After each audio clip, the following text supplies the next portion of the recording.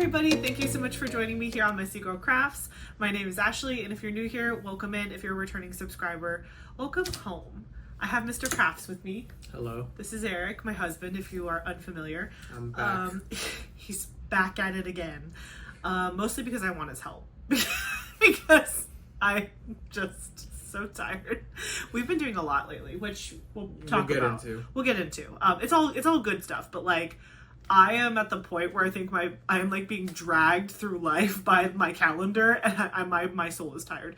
But Eric is always very, very helpful, and also I think you kind of like this. Being on camera or kitten chat? Just like helping, the diamond painting stuff. It's a good time. Right. I feel like I'm not forcing you. He's not being forced against as well, right? They can't see it, but there is a chain attached to my leg. No. Don't lie to them like that. He loves it. No, he really does. They can't see the scars on my back. Shut up! From the whippings. No. He's a very supportive partner, and yes. he genuinely loves helping. So anyway, what we're doing today is a kitten chat, specifically kitting up my winter/Christmas holiday project. My inner circle members and my VIP squad members for the channel got to vote over the past couple weeks, and it was a tight race.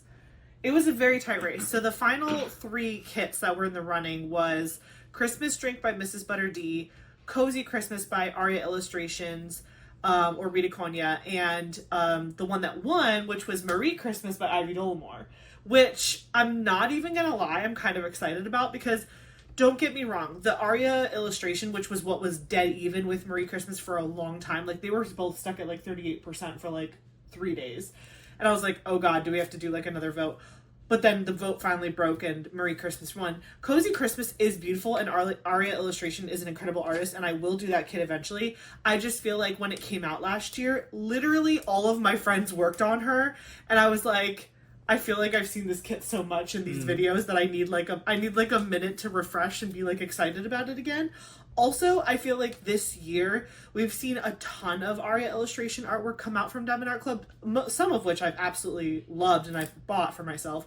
But we've also seen a lot of Mary Guanasuli, and that, like, I joke about this all the time with you guys, but that image of a girl sitting in a chair reading a book with a window and a bookshelf and some animals, like, don't get me wrong, I love every single one of those things, but I just feel like it's like oversaturated in my mind right now. So I'm actually very, very excited that the vote broke the way it did. Not that I wouldn't have done it and had a good time, but I'm actually really excited to work on this kit, and it's an Ivy Dolamore, so how could I be upset about it? So right. Here, do you want to show them what we're talking about here? This is our winner, Marie Christmas. She's beautiful. Here, I'll hold it up a little bit closer for you.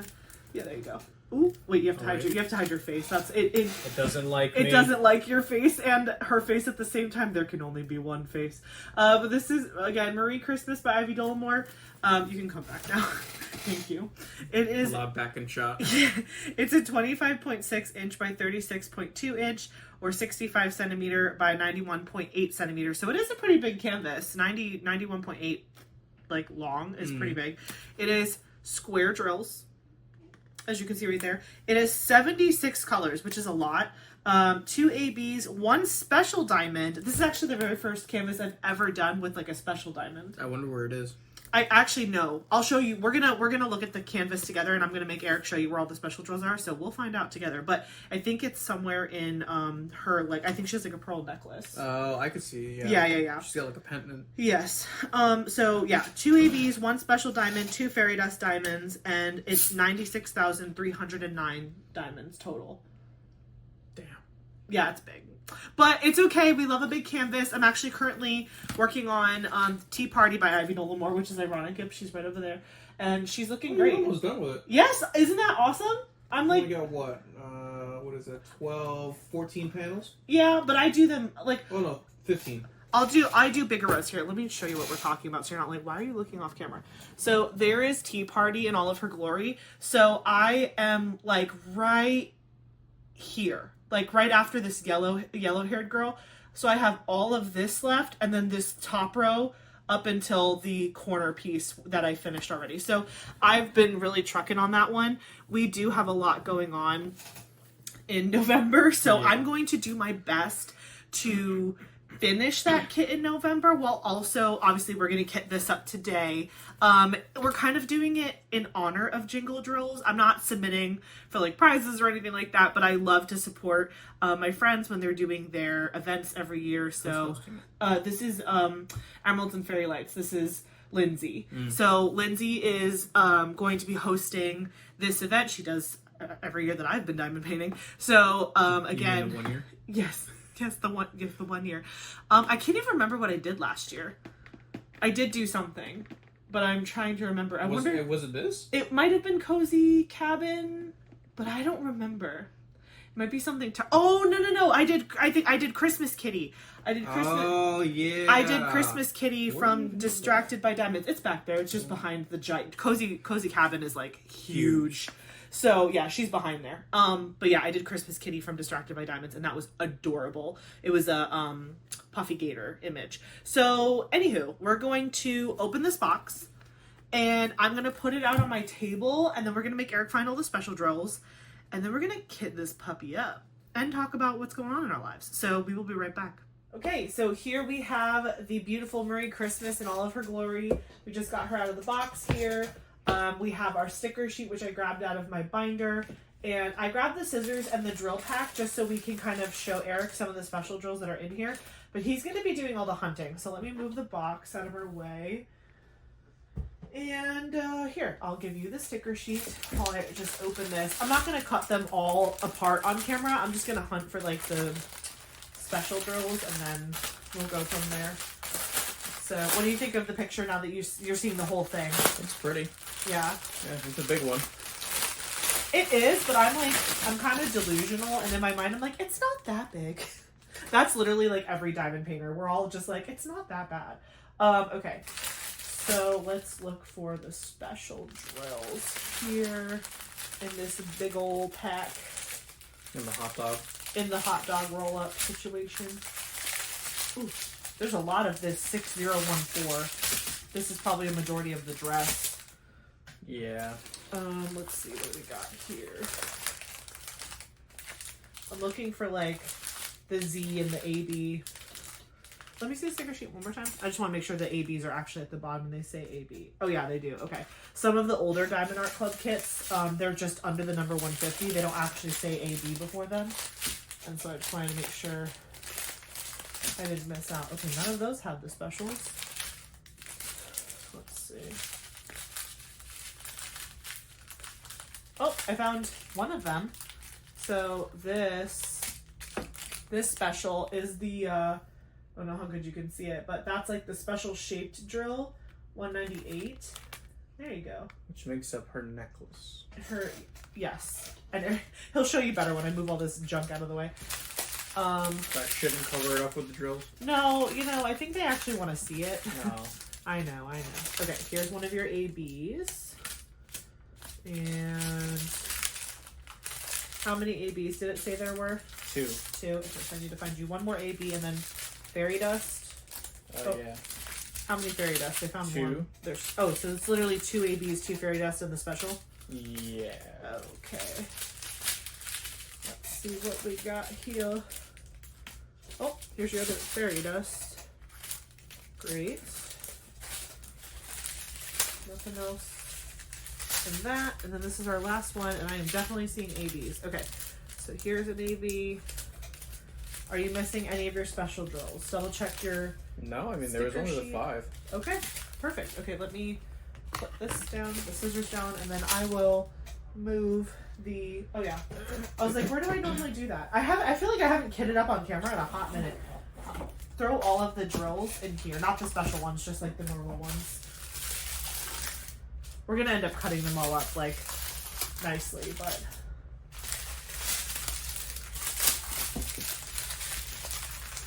there we go. Sorry if you're a crinkle hater. I promise this is the only time you'll have the crinkle situation. Yeah, and then just put it on the floor next to you. Oh, there she is. Look how beautiful she is. I am so excited about this. Also, like, it's really cool how there's like a lot of color blocking down here, but then there's like confetti, and then I think the tree is probably going to be my favorite part. It's really pretty. Yeah, I mean, there's a good chunk of color blocking up here, but I think it's because this is the curtain. Yeah, or maybe it's the wall, because this is curtain. Oh yeah, maybe. That might be like, because see, this is the curtain rod. Yeah. Okay, so go through your sticker sheet and just start showing us where these special drills are. I'll just briefly show you the colors we have. We've got this really pretty, like, buttery yellow AB drill. We've got this blue, which is AB, hold on. This is AB 807. This one right here. This was AB 3078. This one right here. Then we have two fairy dust. We have Z666, which is a beautiful fairy dust. That one right there. And then the last fairy dust is Z721. Right here. It's like this nice, like, burnt orangey color.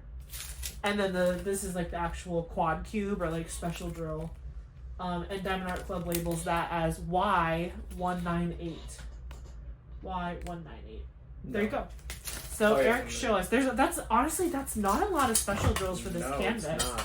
We might have to do some blinging if we feel like it needs it. Yeah. So the 721 looks like it just goes in the baubles here. Which one is 721? Oh, the orange one. It goes in the baubles here. Can you point where you've seen that symbol? What symbol is that? It's the diamond. It's a black diamond on an orange background. Okay, so where are you seeing that? So I'm seeing it here in this bauble. I'm seeing it here in this bauble. It comes a little bit here. Oh yeah, up in the and then a little bit globe. Here. Yeah. I remember unboxing this canvas, and I feel like I couldn't remember what, like, the word snow globe. I was like having a brain fart moment, and I could not remember that word. Yeah, so that's where that's going. Okay. So this is the 666. What's the symbol for that? Interesting numbers. Yeah. It's the two like wavy lines, but they look like they're going here in her ribbon. There's some in her lip, her bottom lip too.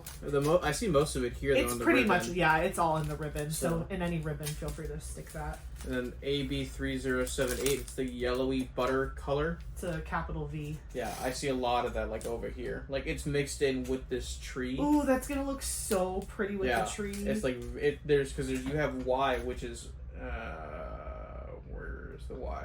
Here's the Y, which is 3856. Okay. And that's a normal drill. Yeah, it's a normal drill, and then you have this mixed into it, like all throughout here. Is the special drill like in like blobs, or is it like line blocking? No, it's blobs. Like it's blobs. Yeah, like you got a couple here where it's like outlining the tree here, but then over here it's all blobs. Just like creating kind of the leaves. Yeah. And Y198 goes around her neck. Yeah, I feel like that's her pearls. It's just like her pearl necklace here, so it's just like a small little amount. Yeah. And then the windmill is a small amount as well. What color is that one? The blue? It's like the blue. Oh, it goes in her eyes. Yeah. I see a lot of it in her eyes. That makes sense, because the tree is like glowing so much. Yeah. It would make sense that it's like... I don't see much else where that windmill one goes. I'm not seeing a lot of other blue on the canvas other than some of this outlining. There's some blue over here and some back here. I promise none of this is the windmill symbol. Because this is like almost like a turquoise, like peacock blue color. Is that... Wow, that's really it. And they gave you so much. That's a lot of drills. This is for like that little spot. 1, 2, 3, 4, 5, 6, 7, 8, 9, 10. That's 10 drills, and they gave us all this for 10 drills. That's just for her eyes. There's got to be somewhere else that they gave you that much. Maybe it'll sneak up on us, but honestly, I'm literally looking everywhere. That whole side of the canvas is just tree. Yellow, yeah. Yeah, so, no, I genuinely think it's just for the eyes. Crazy that they gave you that much for the eyes. Listen, I'm not complaining because I keep all my extra drills, so I think it's great. Well, thank you, Assistant Mr. Crafts. We have now found all of the special drills and where they go, and now we get to do the fun part, which is really kitting her up. So I am going to take a couple pictures of her before we start just ripping everything to shreds, and then we will come back and show you some of our kit up items. So we will be right back. Hello, we are ready to kit up Marie Christmas by Ivy Dolamore. Are you ready? Yes. Okay, we're going to explain what is happening here, and that will help you understand. So first of all, we have already cut up all of the baggies into their like color families and separated them by like size of bag because, you know, with the kit up system that we're going to be using is Elizabeth Ward. So I have one huge one of just the extra smalls or the tinies for Elizabeth Ward here off to the side. And then I have this, which is medium, large, and extra large Elizabeth Ward. So this kit had, oh gosh, 76 colors. So we're probably going to end up having to use both trays, which I don't love, but I'll live. It's okay. But yeah, so we're gonna use as many of the super small ones as possible. So every color that only had one bag, Eric has in piles in front of him. So like these are the super small amount of drills per bag. This is like the second smallest, and then this is like ones that are like a little bit more fatly poofed out. And so essentially we're going to assembly line it. I'm going to put the sticker on the container, and then Eric will fill the container with the drills. I do have a thing of dryer sheets already cut up. So sorry, I have to cover both of our, I don't even know how to do this. There. I have a container full of little dryer sheets, so that way Eric can use these to put them inside the containers to help with like static.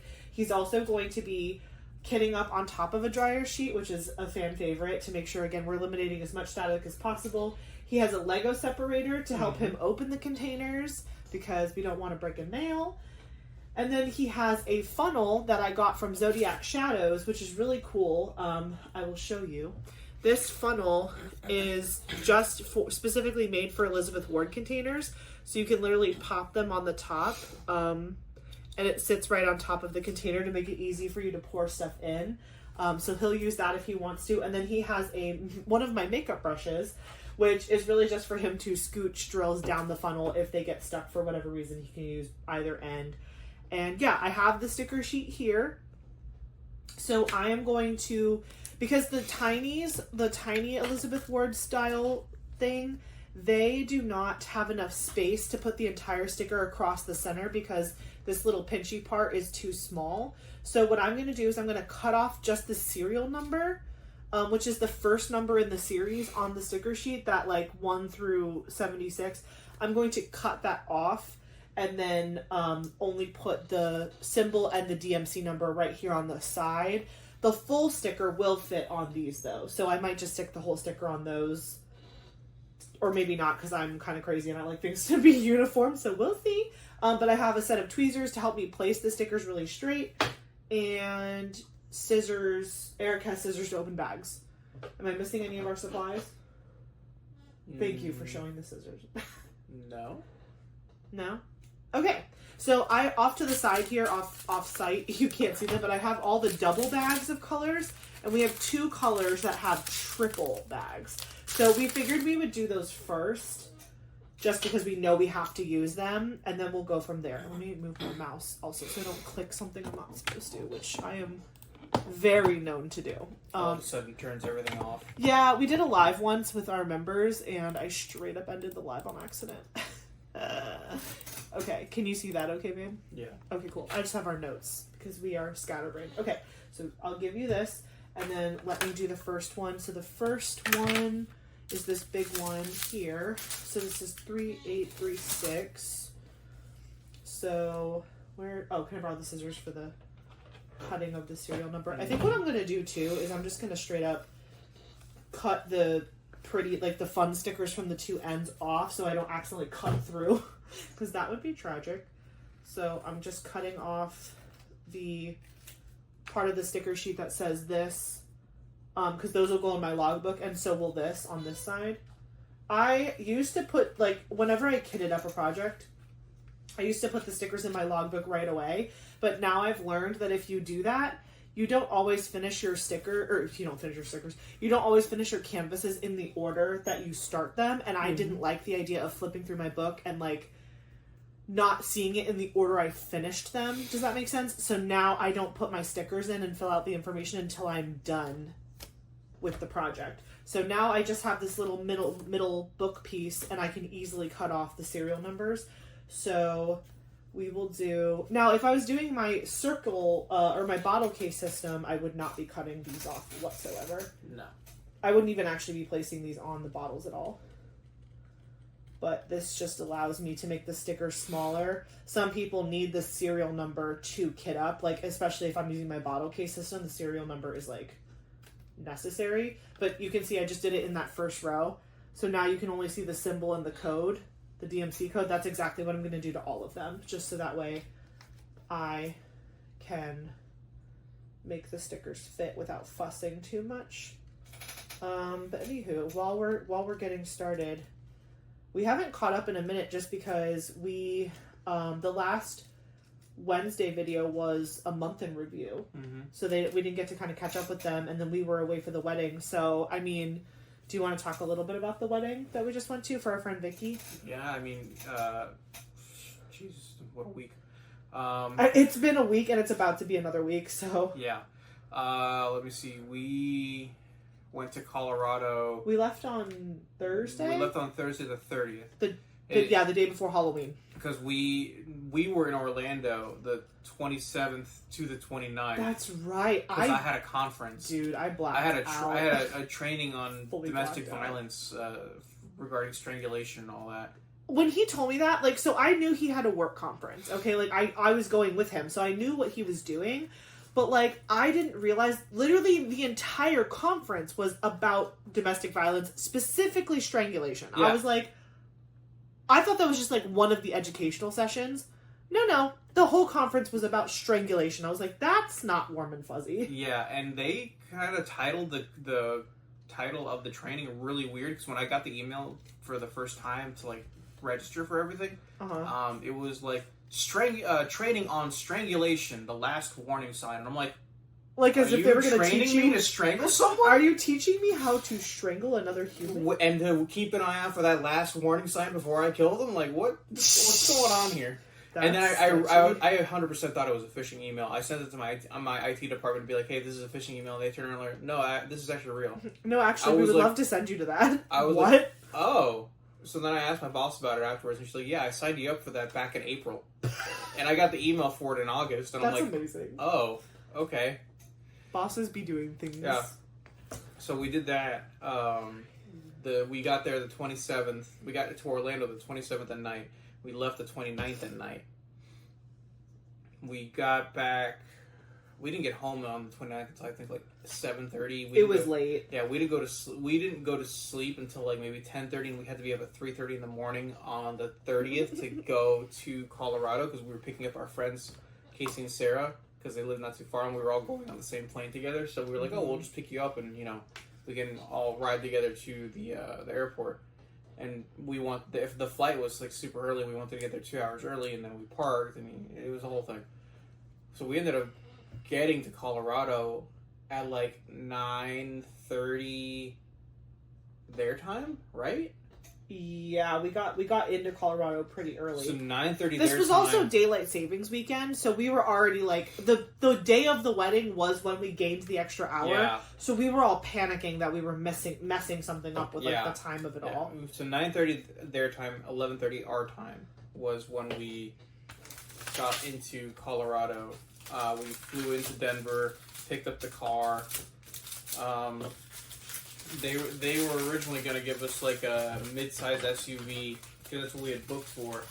And when we got there, they were like, "Oh yeah, it's we're going to give you a complimentary upgrade to a full-size SUV." And the choices were Jeep Grand Cherokee or a Chevy Equinox. And I'm like, "All right, well, we'll get the Cherokee because it's bigger." Yeah. Which, by the way, I've learned I do not like that car. Yeah, no, it was annoying to drive. I'm sorry if you have one and you love it. It was not for us. Yeah, no, I did not like it. It was one of those like plug-in hybrid ones, and some of the stuff for the hybrid mode was real annoying. It was like one of those cars where when you get to a red light, it sounds like the car turns off. Yeah. I don't like that. I'm so old school with that.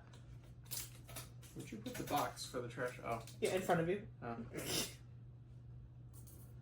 Oh. But yeah, we got there. We drove up. The wedding itself was in Evergreen. Yes. So we went. It's like the foothills. Yeah, the foothills of the mountains. We got into Denver. We kind of we stopped at Dutch Brothers because we had to stop. Love it. We actually have two in Tampa now. We have one in like Tampa proper, down in like South Tampa, And then there's one in, is it Lutz technically? It is technically Lutz. Yeah, so there's one in Lutz. So we go to the one in Lutz more often. It's still farther away from us, but it's so worth it. Yeah. When do we get to go? I'm now that we're talking about Tuesday, because isn't that where the doctor's appointment is? Yes! I do have a doctor's appointment on Veterans Day, and we will be near that area. Yeah. How is this going, by the way? Fine. Okay. Just checking in. Yeah, we went to the Denver Art Museum to Yes. check out the Pissarro exhibit. Thank God they have these chats, because I think I black out and I literally forget what we're doing. Yeah, so we went to Dutch I'm Brothers like, oh first. yeah, we did do that. Went to Dutch Brothers first. Was like, okay, what do we want to do? And then Sarah was like, oh, let's go to the Denver Art Museum. They have a Pissarro. Originally, we were going to go because they were supposed to have a whole '90s exhibit. They had a 90s exhibit, and when she looked it up, it said through the end of October. Well, we had flown in on the 30th, so we were like, oh, well, clearly it's going to end tomorrow on Halloween. When we got downtown and we parked, we saw that it had ended the 26th. Yeah, the week before. And we were bummed, but then we also saw signage for, like, all these other really cool exhibits, and I was like, oh, like, I mean, I'm an art fan. Like, I would love to go see, because it was like a whole art show about, like, Impressionism, and it was really, really cool. It was, like, the guy that we learned about was, like, basically BFFs with Monet. Yeah. He was his he was his mentor. He was Monet's mentor. He was, but also he was Monet's kid's godfather. Yeah. It was so cool. Pissarro, right? Pissarro, yeah. Pissarro, yeah. It was really cool to learn about him, and, like, he had been in so many different places. I think he was born in, like, the West Indies or something. He was born on an island. Do you remember which one? No, I don't. I think it was somewhere, like, I think it was West Indies, but I could be totally wrong. But he was born in, like, the islands, and then he ended up in, like, France. He moved around a lot. He moved around a lot, but he had, like, a very interesting life, and his artwork was really, like, different based on, like, where he was living and, like, the different times and spaces he was at those places. And, yeah, he was literally, like, doing art galleries with Monet. And I was like, that is so cool. So we did that for like 2 hours or something like that. Longer than that. You have a couple. I know. Oh, okay. Sorry. I just wanted to let you know. I'm gonna build you a little like train. Would it be helpful if I put the thingy in there for you ahead of time? What thing? This. If you want to. I mean, I didn't put one in this one. I mean, it's not like a must. It's more of just like a we have it, and also the big container. I'll put one in for you just to help. Hold on. I need to. What happened? When I was like flattening it out, Oh, it fell out. That's actually so that perfectly held 3 bags. So in case you were curious, this is what 3 full bags of Diamond Art Club drills looks like. And look how cute the little sticker looks like. So that was our first one done. Love it. So yeah, Eric only has one more 3-bagger, and then we're moving into the large size for the 2 bags, and then we'll see how far we get, because I'm hoping that a lot of this will fit in the smaller stuff, so we don't have to, like, maybe mix. Yeah, but we'll see. Well, I just don't like it when a container is, like, super empty. Like, it's almost like you wish you had another of the other size because it's, like, so full. That's why I ended up getting the double size of the smalls, because I feel like the majority of canvases, a lot of their colors, it's like a lot of the colors are smaller. But anyway, so yeah, we went to the art museum. Parked in downtown Denver, walked around. There's a lot of homeless in Denver. There are. Granted, I feel like there's homeless everywhere. Like, I'm not trying to say that to be like, also... oh, my clutch my pearls. I was just like, it was like, wow. There's like, we've never lived in like a city. Like, we've always lived in the suburbs of a city, like suburbs of Miami, suburbs of Tampa. We don't actually live in Miami or Tampa or wherever. And when we go to Orlando, we're usually not in Orlando proper. Yeah, we're by, like, the Disney area. But, like, right. I also think it's because we were by the courthouse, because that's where the museum is by the courthouse. Oh, like, you know what? I didn't even put 2 and 2 together on that. Because there are a lot of homeless in downtown Tampa by the courthouse. There aren't a lot of homeless in downtown Tampa. There are a lot of homeless by the courthouse. Yeah, I never even thought to ask you that. Do you see that a lot? Oh, yeah. At work? Yeah, I see a bunch of homeless people. Yeah. I just don't even... I know, are there laws against homeless people? There's laws against panhandling. So, like, when they hold up the sign? When they're asking for money, yeah. Well, like, can they hold up a sign, though? Or is that considered panhandling? I think that they're fine there. Okay. I have, like, mixed feelings about that. Because I'm like, there are true homeless people that are really just trying to, like, make a buck. And I know like there are resources out there that can help them get like jobs and stuff. But when you don't have a home and you don't have a job, like it's not an easy thing to get yourself out of. Like, so I'm not belittling that situation at all. But I know some suburbs have laws where like you can't do that at all. Right. Like anywhere around like highways and stuff like that. Like you'll see people on the side of the road. I feel like I've seen that a lot less over the years. But the cities, they're just everywhere. See, I will say though, the Denver homeless population was a lot more courteous than the Seattle homeless population. Yeah. What we saw someone literally like taking a crap in the middle of the street. Well, no, they were in an alley. They were in an alley, but literally pulled their pants down and just started going. And I was like, "Wow, okay, okay, Seattle." Seattle was interesting. Yeah, it was a fun time though. Great food. Yeah. But yeah, we went and met up with one of our Colorado people for dinner at a sushi place. That Thursday. Which that place was really good. Sushi And I'm so glad I actually got to eat my leftovers because I'm truly not a leftovers girly. I'm not. But we were in a cabin for this wedding, and so I was like, oh, I guess I will take my leftovers in case I get hungry at some point. Because like the whole joke of the trip was that the Friday, well, it wasn't like the whole joke, but it was like a funny thing. The bachelorette and bachelor party was on Friday, and which was the day after we landed. And the invitation for the bachelorette party said like light snacks, and like me and my other friend Cynthia were like laughing because we were like, I don't think we've ever done light snacks in our life. First of all, I'm pregnant. I don't know what light anything is. And just like we were just laughing because we were like, are we not gonna get dinner or anything? So whatever. It ended up being fine. There were Dino Nuggies. It was a great time. Dino Buddies. Okay, they were off-brand Dino Nuggies. They were Costco brand Dino Nuggies. They were delicious. They were Dino Buddies. They were delicious, and I was not complaining. But anyway, we were joking about like light snacks. So I was like, oh, I guess I'll take my leftovers from the restaurant so that way in case light snacks is a problem, I will have that way a full dinner. In case light snacks actually means light snacks. Right, which it kind of was, but it kind of wasn't. There was more than I thought, which was kind of nice.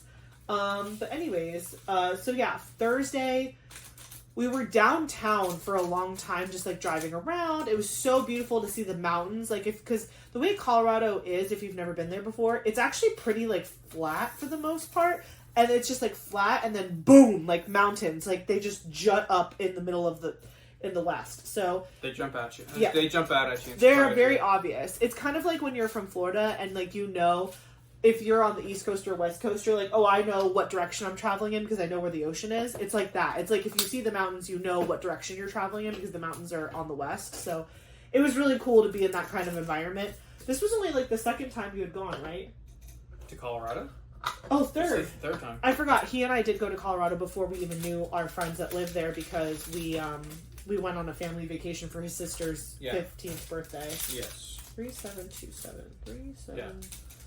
So yeah, then we drove up to Evergreen. We stopped by the supermarket to get some stuff for the cabin. We way overbought. Whatever. As per usual. I'm like, Eric, this is a full cabin with a full kitchen. And he's like, yeah, but I'm going to get coffee and filters and a pound of sugar. And I'm like, Eric, it's literally... Okay, first off, that was the smallest bag they had of sugar. I'm just saying we could have gone to a coffee shop and gotten sugar packets or something. No.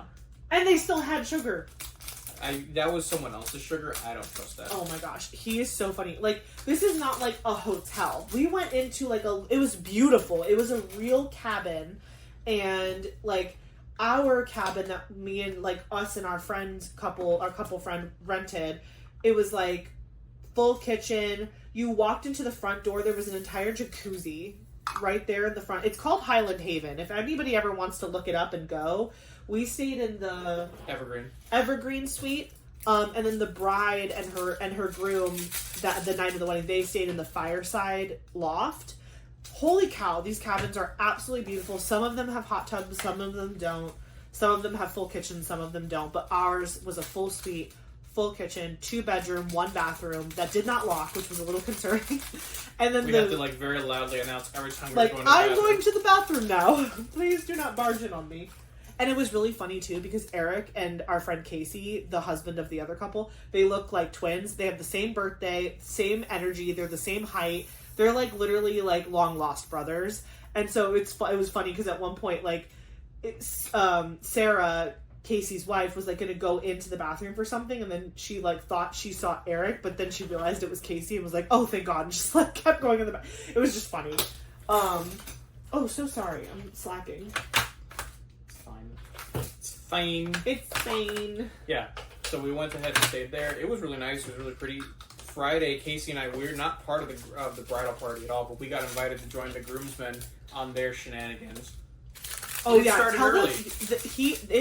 They sounded like they had a really It good was time. a lot of fun, but it started early, and I was very tired. The cabin, so one of the other cool things about the cabin is they gave us breakfast. Yes. So Casey and I had like some of the cabin breakfast, like, start us off in the day. It was like homemade quiches. Yeah, homemade quiches really and good. cinnamon rolls. So we split like a cinnamon roll and one of the quiches just to like get us going, and so I could have something with my cup of coffee, so I wasn't just like having a cup of coffee on an empty stomach, because that sounds like a bad idea. Yeah, especially for you. Ooh. Yeah. And then we went to this place called, what was it called? I don't remember what it was called. The breakfast place? Yeah. I don't remember what it was called. I don't remember where you went. Yeah, but it was really good. I had like a breakfast quesadilla. Casey had a croque madame. A who? Yeah, What? Can you say that word again? a croque madame. A croque madame? I've never heard of that. It's like it's a French sandwich. Like a Monte Cristo? No. Oh. But it was a French sandwich, like a bechamel sauce and like a fried egg on it. Ooh, bougie. Yeah, it was really good. He sent us pictures. I was like, Eric, I know that you're a boy, but you need to take pictures of this bachelor party because I need to know. I did it. You did. The first picture was a picture of his breakfast, like him and Casey's breakfasts, and I was like, perfect. I need to experience. Because the bachelorette party, we did not, like, the bride really wanted, like a calm, relaxed, chill, sleepover vibes bachelorette. She didn't want, like, going out, a party. The theme was disco witch. So I had on, like, a sparkly dress and, like, a witch hat and some boots and, like, but it didn't start, it was only from 7 p.m. to 10 p.m.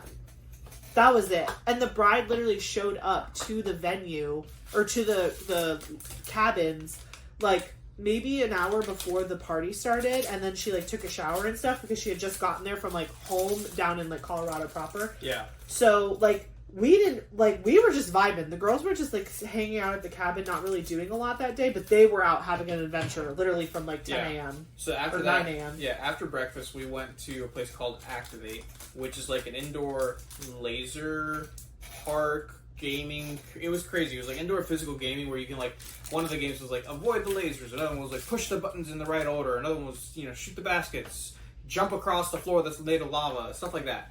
It wasn't just like a floor is lava? No, it was other things. Did you find out if they had them in Florida? I did not look. We should look. Yeah. When I'm not pregnant. Yeah, it was actually a lot of fun. Or could I have done it while I was pregnant?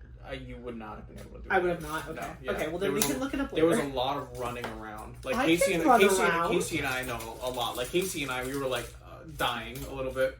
I can run around. Yeah, it was a lot of fun.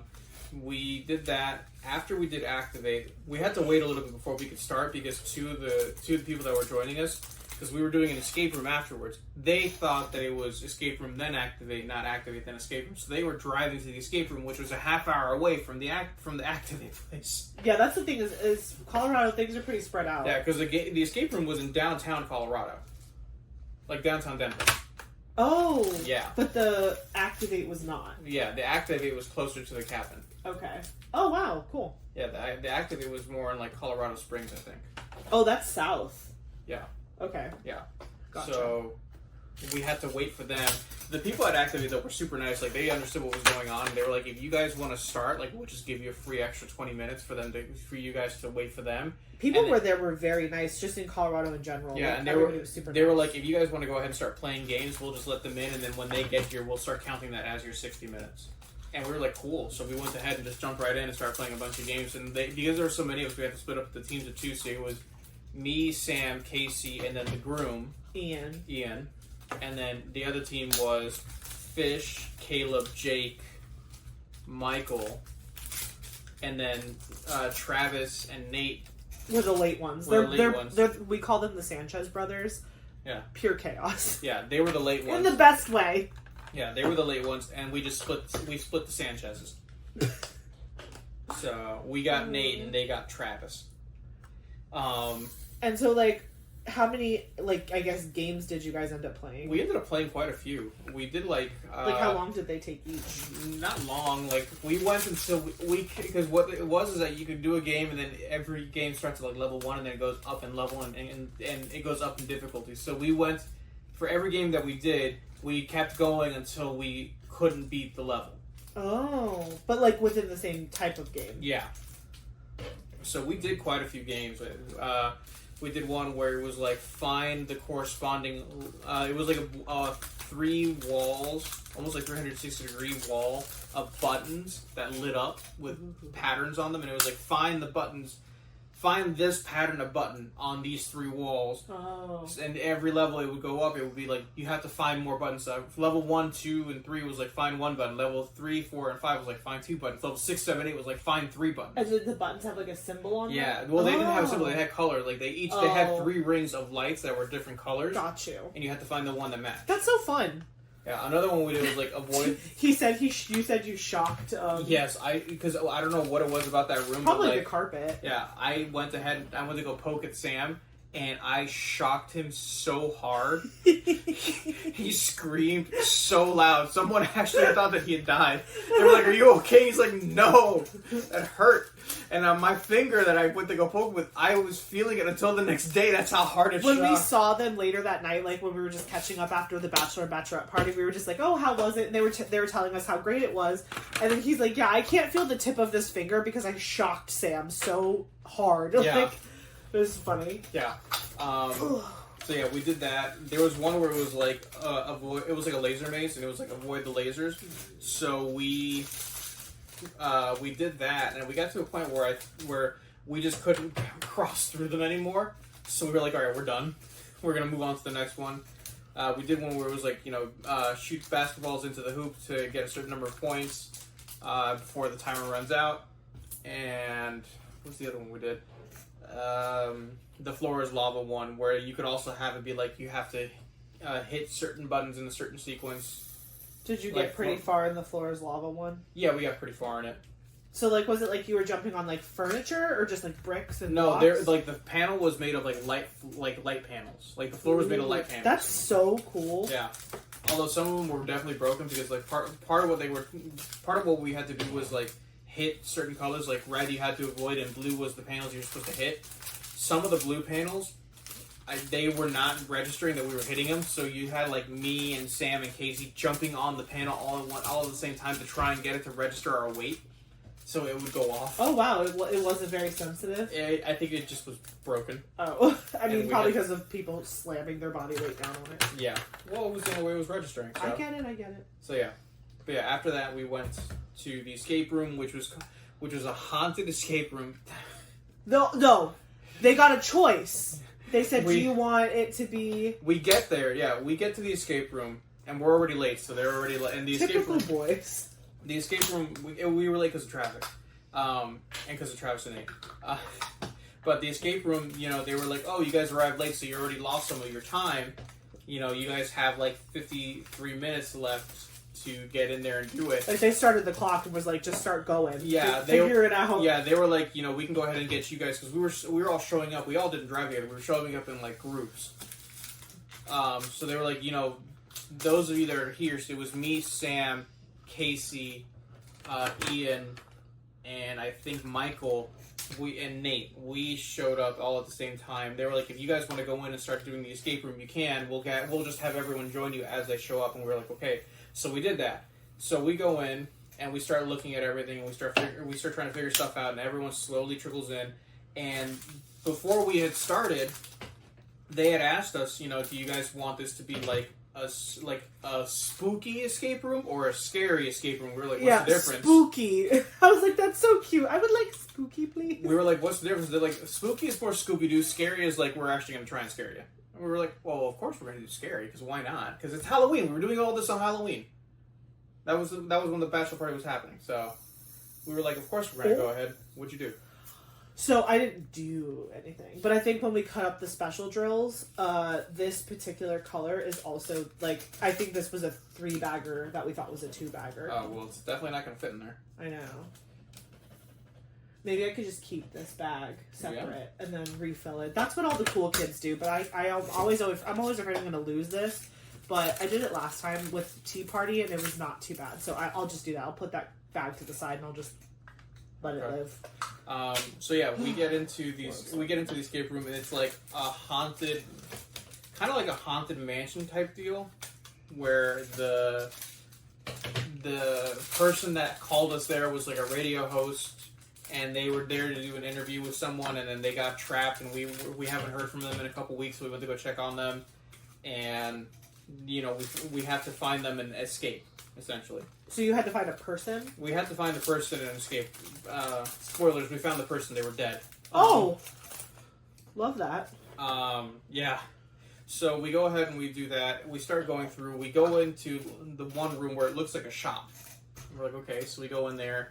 Like an oddity shop or like a... Yeah, just like weird oddity stuff. Okay.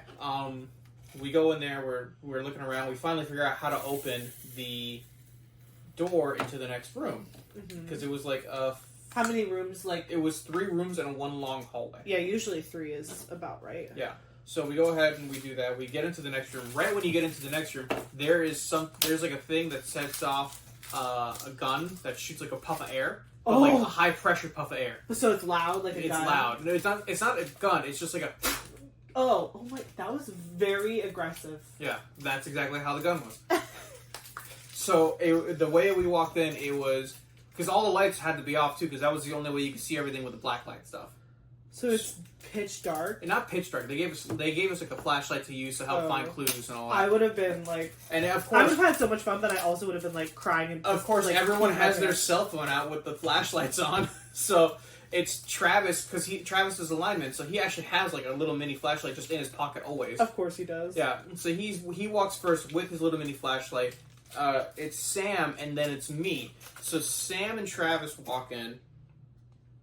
They walk in, I walk in behind them. As Sam is walking in through the doorway, the little gun goes off and it goes and like shoots a puff of air at everyone. And everyone's like freaking out. And we're like, oh my god, what happened? So when you walk into the room, there's the door that you're supposed to go into the next room to. It's open for whatever reason. We can't figure out why. Spooky. Yeah. And then there's like, on one side there's like a bar. And then in front of the bar is just like a wide open space. There's like an area where clearly they were playing darts, and like just like some seating for like kind of like a lounge, like a whiskey lounge, like a homemade whiskey lounge. Okay. And Travis and Sam go to the door that's supposed to lead to the next room to see like, oh, it's open. That's weird. They look, and at the other end of the hallway, it's a very long hallway with spider webs hanging down from it.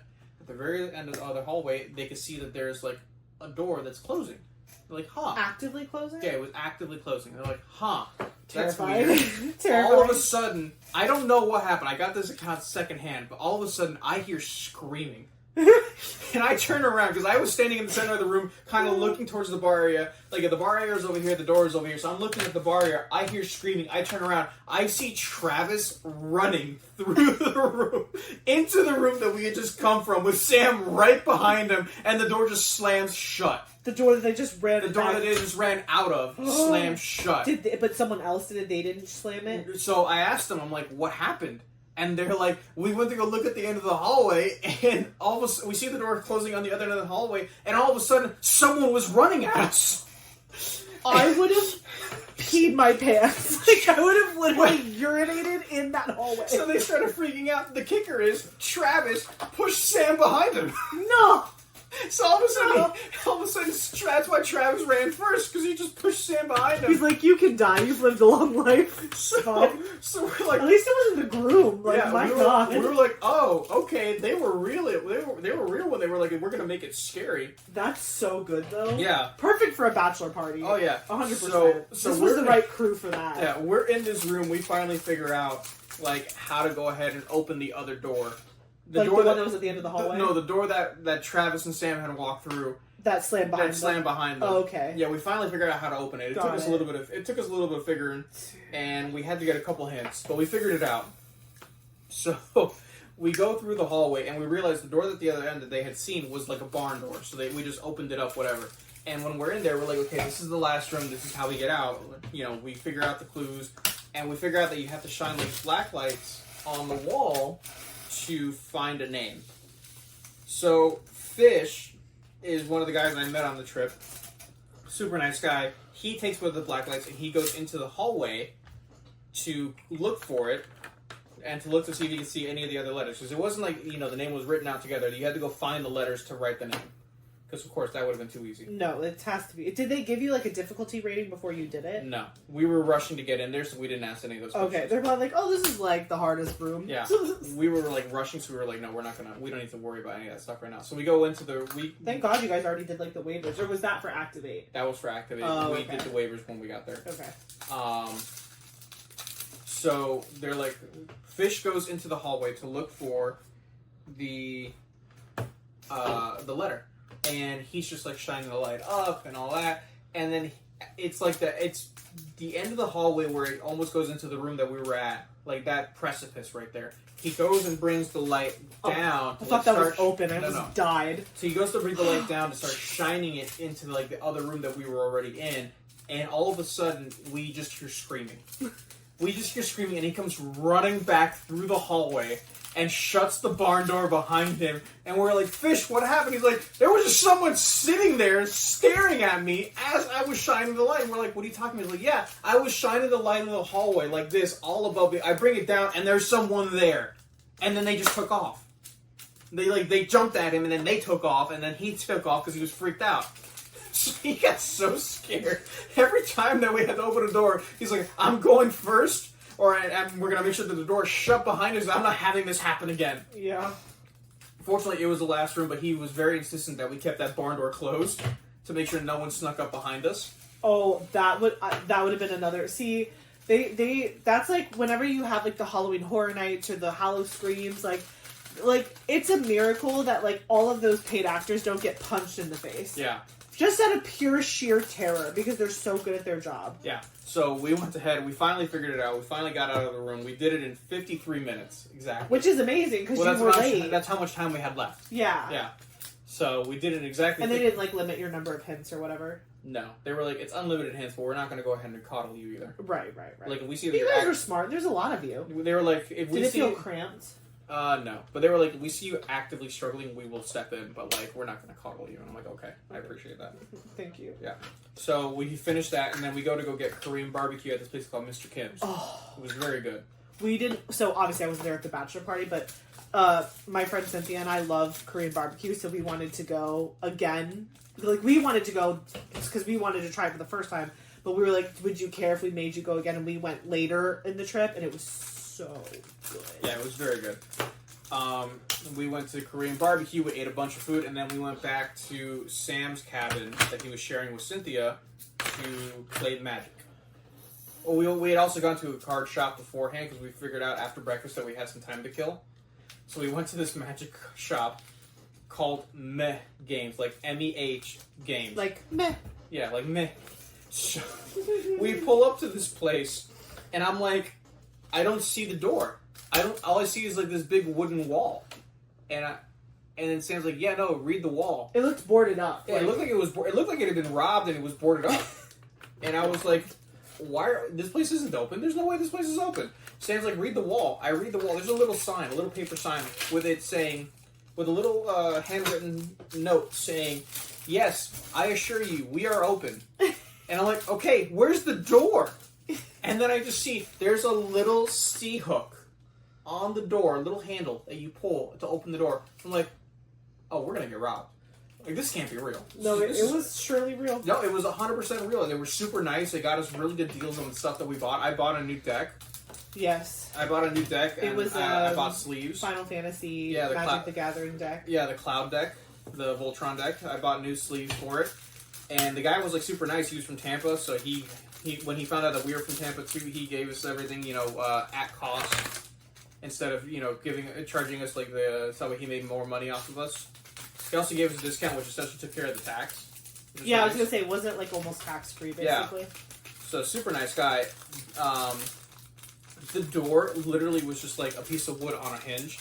And then the bolt. Did you ask like when you went inside? I was like, I'm not gonna even bother asking because I'm sure this is some kind of crazy story, or the guy's gonna be like, yeah. That's why you gotta ask. No. I love crazy stories. Yeah, no, I didn't ask, but yeah, the door was just a piece of wood on a hinge, and they had like a board that would fall over the door to secure it into place at night. Yeah, it was like you couldn't tell if it was under construction or what. Yeah, it was very interesting. So we did that after we were done with Mr. How was Kim's. your Mr. Kim's experience? It was good. Like, was everybody eating a lot of food? Yeah, yeah, everyone was eating.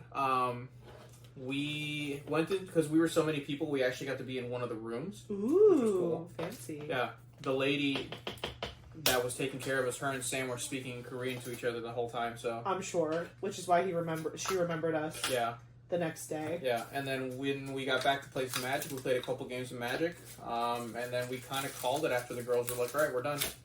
Because they got done at like 10 o'clock at night, and then we were all tired and exhausted. It was like not, like the bachelorette party was like, it was fun, but it was so different from that. It was literally like a slumber party. There were face masks and snacks, and... I got called a stripper. Yes. Oh... I don't know where my backpack's in the room. Oh, go get it. It's in the backpack? It's in the backpack where I normally keep the lock. Oh, okay. It didn't get folded weird? No, because it was like in that soft... It's in that top little soft piece. Do you know what I'm talking about? Yeah. Yeah. Go. This just needs to be shut. Is this done? Yeah. Okay. He's gonna grab these pictures. So, one of the things at the bachelorette party was we had, some of the girls brought, like, they had those, like, Kodak cameras, Polaroid. Like, what? Polaroid. Yeah, it's like a Polaroid. But they had, there was like Kodak, the film cameras and the Polaroids where the thing pops out and you shake it, whole thing. But not like the OG, it's like the new ones you can buy at like Target. But whatever, it was still really cool. So she had like a bunch of film and we decorated the room cute for like disco witchy, like whatever. Did you find them all? Yeah. So after the bachelorette party, we'd been taking pictures all night. We had like a million of these. But after the bachelorette had ended, they actually, didn't they ask for you guys to come? Or, oh, no. Sarah wanted her jacket. And I came over to bring you yours. It was, because I don't need a jacket. I am thriving in this weather. It was cold and she needed the jacket. He was being a good daddy and husband, but I was like, I don't need a jacket. It was cold. But Sarah was like, I will happily take my jacket. So Casey and Eric walk over to the cabin that we're in to bring us our jackets. And we were taking like a bunch of fun pictures through the thing. And then one of the bridesmaids, Selena, she was writing little fun things at the bottom of the things. And she wrote, Eric and Casey took a picture and it says, the strippers, there was a budget. Apparently I'm a budget stripper, y'all. It was so funny. But yeah, there's this one. Which is Eric and Casey, and she decided that they were the strippers we hired. There were no strippers, I promise. Then this one they took of me, and it says Baby Ross. Wait, I have to hide your face. No, you have to hide your face. There you go. Baby Ross, and you can see my outfit a little bit. It was like a shiny dress and a witchy hat. And then this one was me and Cynthia. Oh wait, I have to hide. How do I? You have to hide behind those. There you go. There's me and Cynthia. And then I think I gave Sarah the one of me and her. Probably. I think I gave it to her. But like, there was like a bajillion of these at the end of the party. And we even took them, like when we were getting ready on wedding day, we were taking a bunch of pictures together. It was a lot of fun. And again, there were Dino Nuggies. And Dino Buddies. Why do you care so much that they weren't? Funny. It's not. They're Dino Nuggies. They were chicken nuggets in the shape of dinosaurs. They were Dino Nuggies. And so we literally because again, it was a full kitchen in the cabin. So someone literally like cooked up a whole bag of Dino Nuggies. And like, I had one, like the bride actually came and like fed me one. And then like my inner, like Eli was like, protein? And he was like, you will consume all of the Dino Nuggies. So I made a plate for myself. I did not consume all of them, but I did have like 5 or 6. And he surely was still hungry, but it was good. Before we went to that, I think I had my leftovers. Yeah. Yeah. So from the No, you and Cynthia ordered Sonic. Oh, that's right. We were kind of stranded because even though they went in Sam's car, which was Cynthia and Sam's car that they had rented together. We had rented a car, but the only person that could drive our car was Eric or Sarah, the other girl in our cabin. And she was like, she had slept in because she did not get any sleep the first night. Like, apparently Casey was snoring, and she was like, I did not get a wink of sleep. I'm sleeping in today because we have nothing to do. And I was like, girl, you sleep. It's fine. But then we were like realizing it was like 4 o'clock. The party started in like a couple hours, and we were not planning to get dinner with them. So we were like, okay, we have to bring dinner to us. So we ordered Sonic. We wanted Subway, but we ended up with Sonic because Subway was on Dash Pass, and we did not have Dash Pass. So, oh, oops. I'm glad these are fitting in these containers because I was scared they were going to be too small. They're actually fitting perfectly. But yeah, so then we did that. Saturday we got up. We kind of hung out a little bit. We went. Sam and Ashley and Cynthia wanted to go to a bunch of card shops, so we went with them to card shops on Saturday. Because Saturday we woke up to do the rehearsal. Right. She didn't have a rehearsal dinner or a rehearsal breakfast. So once we did the rehearsal at the actual venue, which was beautiful. Do you remember what that place was called? Evergreen Lakefront Law. Evergreen something. Lake something. It's like a park, but there's this big like venue house thing in the middle and a beautiful lake behind it. And so we went, we did the rehearsal. It took no time at all because it was a very simple ceremony. And then Ian and Vicky, the bride and groom, went out to do brunch with like just the families that had flown in from out of town, like just like moms and dads, because really all of Vicky's family is from Florida. Yeah. And then Ian's family is in Colorado, but they just did like a family brunch. So we all were released to the world again. So we were like, well, we're going to go back into the city. So that's when we went back and did like card shop stuff. And that's when we did Mr. Kim's. Again, yeah, we were like, we're dying to go.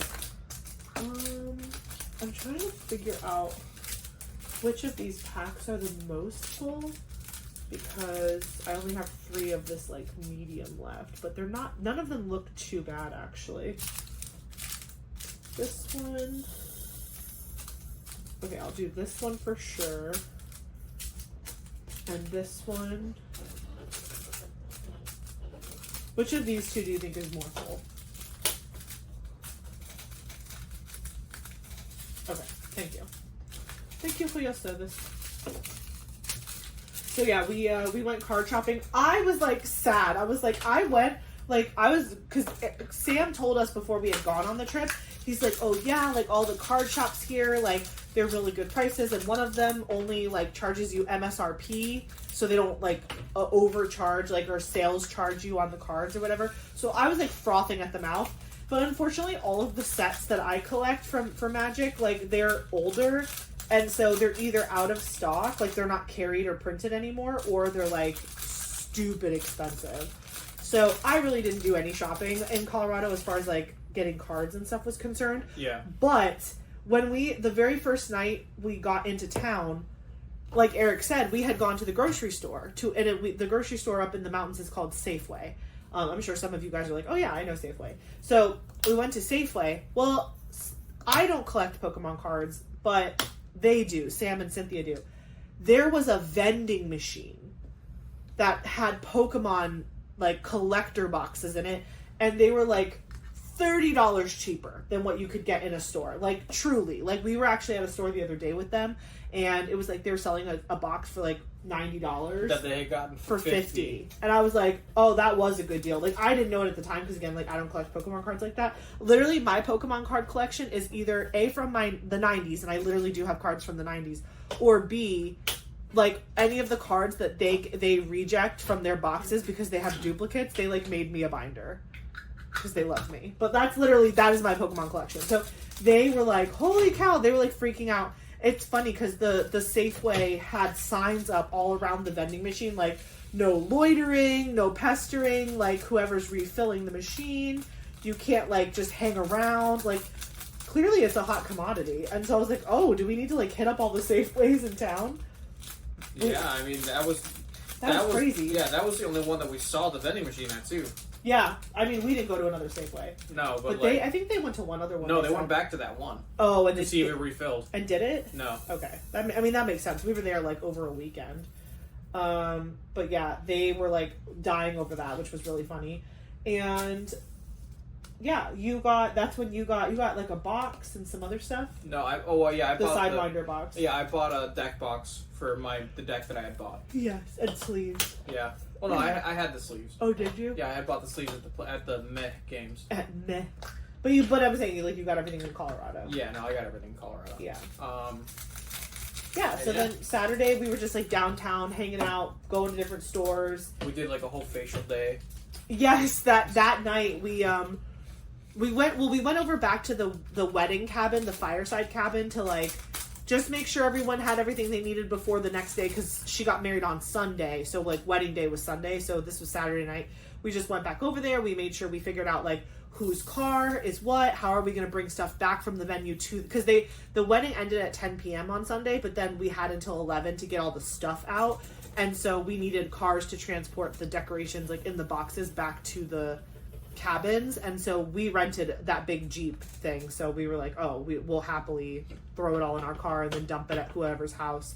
So we did end up doing that, but like we were just coordinating. But then when we got back, we did like a mask night, and then I don't have it because it's on my thing. It's on the phone. But Eric, Casey, Sam, me, and Cynthia and Sarah, we all did face masks Saturday night, and it was hilarious. We all looked like freaking what's his Dwight face? Leatherface. Oh, Dwight from The Office, where he Yeah. puts the bologna on his face or whatever. No, it was the training dummy, the CPR dummy. Oh yeah, the CPR. Yes, and then so the boys looked like that, and then we also looked like Leatherface. But yeah, it was crazy. It was a fun time.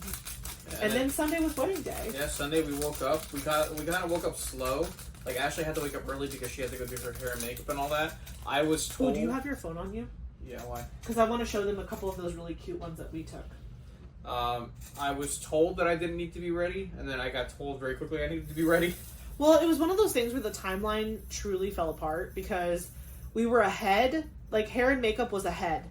And then the photographer got there into the room where the girls were to take pictures of, like, Vicky putting her dress on and, like, all of that stuff. And then the timeline started slowing down again. And so Eric, Casey, and Sarah, they were not part of the wedding party. So they were, like, just waiting for us to be like, okay, it's go time. And then the day before the wedding, the bride had asked Sarah and Casey to walk the dog because they had brought their dog up to the cabin, but they weren't bringing the dog to the ceremony. So they're like, "Oh, could you just?" They were like, "Could you just walk the dog one more time before coming over to the ceremony?" But again, we shared a car, so I was like, "Well, if we're trying to get there early, you would have to drop us off, then come back to walk the dog, then come back," and that sounded like crazy. But it ended up working out because they ended up just leaving with us. Yeah, because they walked the dog as the bride was getting ready to do her first look. Yes. And then we were like, okay, it's go time. And so Casey and Sarah got dressed really quickly. Look how pretty we are. Yeah. I love this photo. It's so pretty. That was that. So right behind us where that moon is, that is exactly where they stood to get married. Yeah. And then this was the lovely bride and groom in their first dance. Her dress was gorgeous. During the actual ceremony, she had like this cape that was like astrological stars and moons and golden unicorns. It was gorgeous. What time is it? It is 4:21. We got time. Just making sure. We got time. Here's some of the decorations. Ooh, sorry, I gotta cover Eric there. That's the table decorations. And here's the cake. They had a little doggy put in there, so it was just like their dog Evie. So it's like, see the little dog at the bottom of the cake. It says on top, written in the stars, and just more table decor stuff. And getting ready pictures. Oh, this was another really funny Polaroid. I took a picture of it because I left it for her to keep. But it was me and Cynthia sitting on the couch in our like bridal PJs with our hair and makeup done. And then Eric is like outside of the cabin, just like popped up between us. Like we didn't even know. It's funny. Oh, yeah. You can kind of see him in the background of the picture. He just like popped up. And then her bouquets were like dried flowers. So this was like what the bouquets looked like. God. They were a little annoying because they shed, and we were all wearing black, so it was very obvious. So we were doing a lot of like shaking it away from us. This was all of our dresses lined up together. Super pretty. Wait, can I show it better this way? Yeah. So obviously the wedding dress in the middle. That big giant floofy dress over like on the this side over here, that's mine.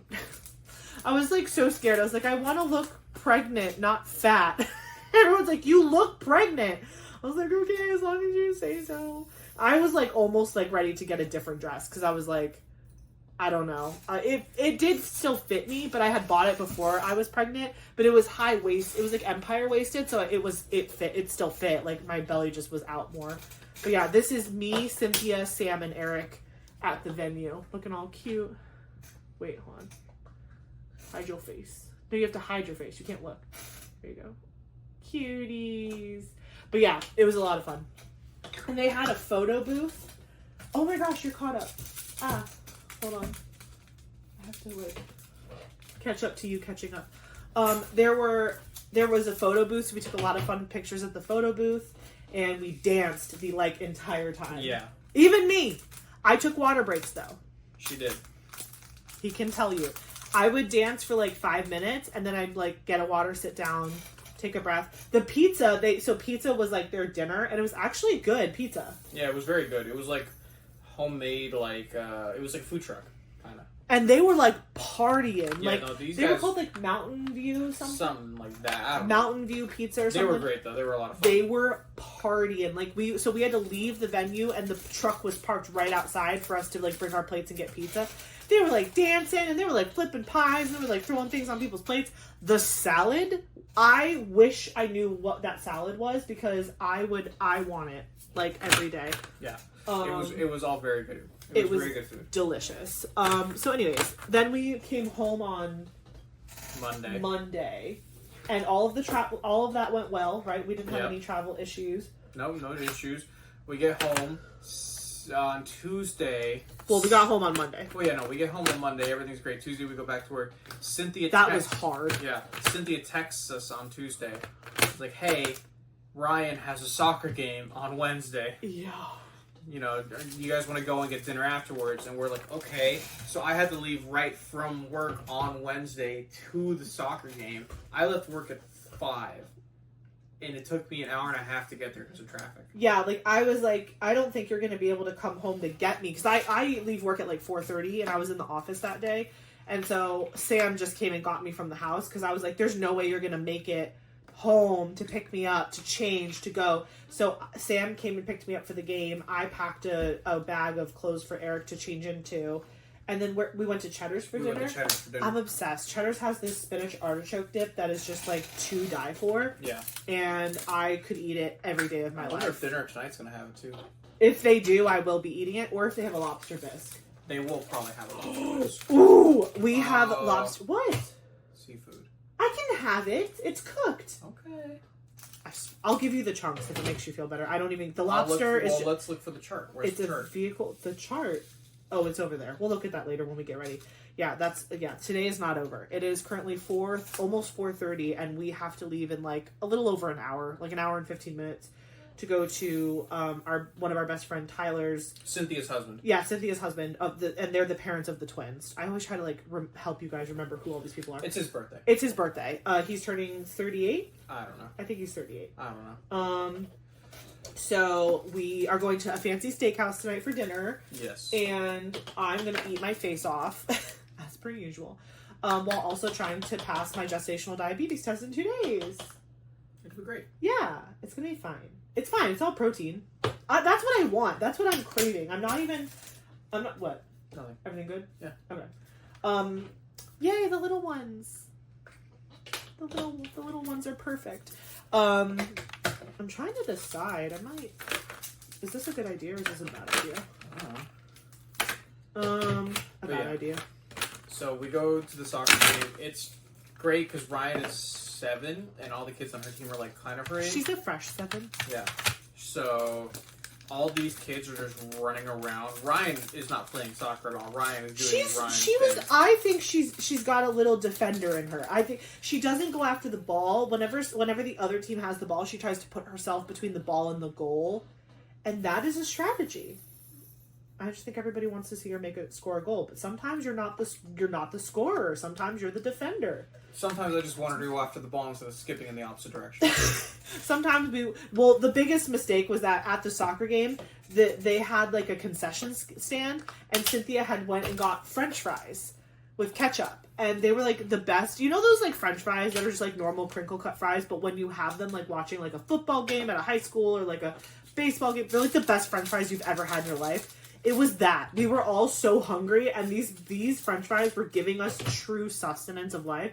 Ryan saw that we had French fries while on the field and proceeded to try to run off the field to get French fries. We were like, no, you have to go back out there. And she was like, but I'm hungry. We're like, you can eat dinner we're all going out to dinner afterwards. And her older cousin, Naomi, was with us. And so, like, Naomi was, like, over there eating her French fries, and, like, Ryan was so jealous. And she was like, I want French fries. So, she did eventually get French fries at dinner, but... Yeah, she got chicken nuggets and French fries at dinner. Shocking. But it was funny. Yeah. So, yeah, that was the soccer game. And that was Wednesday night. That was Wednesday night. Thursday, they came to install our windows, our impact window. You have to tell them the whole deal, though, because originally they were not supposed to come on Wednesday. So they were supposed to come on the 20th. Well, yeah, so when we had originally booked everything... I had asked for them to come on November 20th because I still have to get at that point had to get approval from our HOA to do the windows. And when I called and they the only HOA, meet once a month. Yeah, the committee that makes the decision meets once a month. And when I called the person, they were like, "Yeah, the meeting is in the middle of October, and it normally takes like a week or two for you guys to get the decision, even though it's an online submission, which is weird, but whatever." They're like, yeah, it could take up to a week or two for you guys to get the decision, and then you might need some time afterwards in case they do deny it for you to fix whatever it is that they're denying. Meanwhile, Eric was like, oh no, full send, we already paid for half of the windows. And I'm like, great, so if they deny it, we're screwed. Nah, it would have been fine. I would have figured it out. Yeah. Anyway, it did work out, and thank God it did, because I would have freaked out if they were like, well, they almost did, so tell them that part. Oh yeah, no, so I go ahead and I put in the paperwork for them to go ahead and start the process of approving the windows, and I get a call like a week later from a guy, I think his name was like Victor or something, and he's like, hey, my name is Victor, I'm on the committee for the HOA to determine, to approve the windows. We see your thing here, but we're a little confused by it. Can I just ask you some questions to like help clarify? And I'm like, okay, yeah, sure, what's going on? He's like, so I see that you're like replacing, because all of our windows when we bought the house could open. And we have But they opened like this. Yeah, we have 4 tiny windows that we have never opened, one of which is in the hallway of our staircase. It's like a skylight, essentially. You can never get to it. Yeah. There is no way that you're getting to it. It's more just to like let natural light into the hallway. Right. And so Ashley and I had made the decision to... And no one could fit through these windows either. There's no point... If there's a fire, you're not scaling the walls. Right. Okay? So Ashley and I made the decision to convert those windows to picture windows. Yes. To the same exact size, too. We're not even, like, changing the size of them. We're not changing the look of them, nothing. They're the exact same size. It's just, like, a full glass panel where you can't open it versus, like, a sliding opening. Okay, this is not all going to fit in this one. What do you mean? This is already very full. We'll put it back on top of this really quick. And now lift so it spills. Yeah. See, it fits. It fits. You have to just shaky. It'll fit. I'm the queen of like forcing it to fit with these things because I hate overfilling something. You're doing great. Yeah. So he's like, I see that you're changing the windows, but like, I'm trying to understand what you're changing into, and I'm like, what do you mean? He's like, well, are they going to open again? I'm like, no. And I explained to him what was going on. Just the small ones. Yeah, and I told him like, it's only the small ones that aren't going to open. Otherwise, all the other ones will still open like they normally do. And he's just like, okay, but, some of the people on the committee are concerned that it's not going to have the white line like it does now, because all the windows have to look exactly the same as they do. Dude, HOAs literally just live and exist to just torture homeowners, I swear. Yeah, and I'm like, what do you mean the white line? He's like, yeah, the white line that goes through the middle of the window. I'm like, you mean the line that's the divide so the window can open? He's like, yeah. I'm like, that's going to go away. It's going to look exactly the same. It's going to be the exact same size, the exact same dimensions. It's going to look exactly the same. It's just not going to open. But they were really concerned that like that white little little white line where like it has the connection for the window. Meanwhile, the neighborhood, we live in a very cute neighborhood. It's like not very cookie cutter, but like some of the houses have grids on the windows and some of them don't. Right. So there's already it's not like every single house in the neighborhood has like the exact same thing. It's like some windows have the grid, some don't, some open one direction, others don't. Like it's truly like diverse. Yeah. Whatever. So I'm like, well, yeah, the line's not going to be there because it's not going to open. And he's like, but they're concerned about the white line. I'm like, I get that they're concerned about the white line, but the window's not going to open, so there's not going to be a white line there. Like, what are they What is the concern? It's not going to. Then it's not going to look exactly the It's same. not going to match the other houses that already don't look like our house. Like that's the thing. It's like if we were being the different one, like if we were being the one that like looked different, like if everybody had those like square grid white lines on their windows and we didn't, sure, that's an eyesore. The houses in our neighborhood already don't look the same. So what do you care? Like, it's not like we're making it ugly. We're actually adding value to the property by putting, like, hurricane impact windows on our house. Right. So, finally, I explained it to him, and he's like, okay, and I just want to make sure you don't have grids on your windows. No, and I'm not, and I told him, no, I'm not, I don't have grids, and I'm not adding any either. Right. He's like, okay, just wanted to make sure. I'm taking lines away. Yeah. He's like, okay, just wanted to confirm. Thank you. And then he goes ahead and hangs up the phone. So now we're terrified that, like, we've already had the windows made, like they were already in the factory made, getting shipped to the local people that are going to do the install. So they've already been made. Like the windows are done. It is what it is. And so we've already paid half of the payment.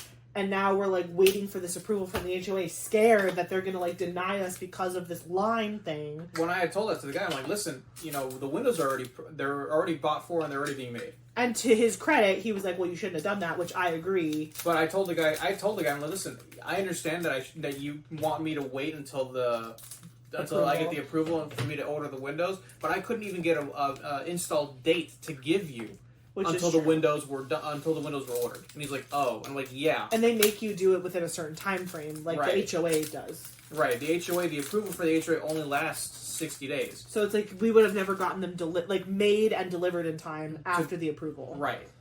It was messy. Yeah. So he's just like, oh, okay. So we go ahead and we have that conversation with him. I think like a week after that conversation, we got the email. Well, no, it was 2 weeks after that they met, and then like the day after they met, we get the email that they had approved the windows. Right. That same day, I get a text message from someone who's claiming to be from the window company, saying, hey, is there any way that we can move up the installation date? They're taking up room in our warehouse, and we're happy to store them for you, but if we're going to store them, you have to pay the other half of the cost. Like the other half of the cost of the project. Not like extra, just like pay up front your remaining balance. Which I was like, I don't care, I'll do that. I was like, well, hold on a minute. So I called the company. I'm like, hey, I got this text message. Was this real? Yeah, I got this text message from this person. Like, I just want to make sure, like, is this real? And they're like, what was the name of the person? So I tell them the name, and they're like, oh yeah, he's like our warehouse manager. He's in charge of making sure that the project moves along in a timely manner. I'm like, okay, well, here's the issue that I have. I had set for the 20th because I needed time to get the approval from the HOA and then fix any issues the HOA might have had. I just got the approval today. And this was on the 22nd, I think it was, that I'm having this phone call with them. And they're like, oh, well, and they're like, well, can you move it, now that you have the approval, can you move it up? I'm like, I don't know. Because the HOA approved for me to get it done on the 20th. Like, that's the day they expected workers to be there, and, And they're like, well, what if we tentatively schedule it for sooner, and then you just call us and we move it back to the 20th? I'm like, okay. So we went ahead and did that. I called the HOA company, and I explained to them what had happened. And they're like, yeah, no, if you want to do it sooner, that's fine. Like, once you have that written approval, you can do whatever you want. Right. Which I was like, wow, thank God. Yeah, I was like, oh, okay. So we went ahead and did it. Scheduled it for the 6th. They came out. They were supposed to get here. When we got sold the windows, we were told that they would get here 8 in the morning and be a one-day project. We were like, okay, cool. Which, we had just gotten a new roof put on our house, and that's what they told us for that, too. And that is exactly what happened. They got here at 8 a.m. on the money. They were banging and smacking all over the roof, and they were done by 3 p.m. Yeah. So a whole 2-story gabled roof. Yeah, I took the day off for the 6th to be able to be here for the window guys. I get up early and that was a Thursday. That was this past Thursday. Yeah, it's currently Sunday, 11/9. Yeah. For reference. I go ahead and one of the things that they had told us when we got signed all the paperwork was that if you have any like blinds on the windows or if you have furniture in front of some of your windows, if the company has to move it, they charge you $25 per window. And I'm cheap. I am cheap when I can be, and a good chunk of the time I am very cheap. But like, it's not even about being cheap. It's just like you can take down a window fixture. Yeah, I took down. We were throwing them all away anyway. Yeah, so. I took down all the blinds. I moved all the furniture, and then that morning of the Thursday, I made sure to take down like I made sure to move the last pieces of furniture. Like our bed was a little bit in the way, our nightstands were a little bit in the way, so I moved all that, covered everything in plastic, and then like by 8 o'clock, everything was ready to roll. So I'm there waiting for them, and they don't come. I get a call from the project manager. His name is Corey. He calls me at like 8:30. He's like, "Hey, this is Corey from the company. Whatever. I just want to call you and let you know, like, your window for them coming to the house to install the windows is 9 to 11." I'm like, "Okay, are they gonna get it done today?" Yes, they will get it done today. Probably by 5 o'clock. Meanwhile, like, okay. It's daylight savings and it gets dark at 5:30 around here. Yeah, I'm like, okay. So I was like, okay, cool. So we go ahead and like, I'm waiting for them, and 11 rolls around. No one shows up. 11:20 rolls around. I'm like, all right, I'm gonna call Corey and be like, yo, where are you guys? I get a call as I'm getting the phone ready to call the project manager. I get a call from someone. And I'm like, oh, it's probably the window people. I answer it, and sure enough, it was them. It was the window guy, the guy that was in charge of the crew. He's like, hey, I'm sorry that we're late. We had a really complicated job before we got to yours. We're on our way now. We should be there in 20 minutes. Meanwhile, I'm at work, so I'm just getting text updates, and I'm like, are we good? Like, yeah. So I'm like, okay, I'll see you at 11:40. And sure enough, they got to the house at 11:40. They got everything down. They immediately started getting to work. The guy came in and introduced himself. And he had a bit of an accent. I thought that he was speaking Spanish. He was speaking Portuguese. So he speaks English, a little bit of Spanish and Portuguese. I speak English and Spanish. And the only words I know in Portuguese are, do you speak English, and where's the bathroom? Very important. Yeah. So they go ahead and they get through it. And I will give them credit. They got all the windows installed. And they stayed late. They stayed until it was too dark. It was already dark. Yeah, it was too dark for them to continue. The only thing they had left to do was to do the trim on the outside of the house and the caulking. Otherwise, all the windows were in. They weren't leaving us with like open gaping holes in our house. Yeah, like everything was done. Mm-hmm. So, although there were a lot of mosquitoes in the house, and I got bit up. Yeah. Which was not fun. They're all dead now, though. They're dead now, though. And Kovu came home. Because that was... My whole thing was like, Eric, I literally don't care if they have to come back on Friday. I'm getting my cats tonight. Like, I miss my cats. They've been away from me for 2 weeks. I'm going to get them. And he was like, okay.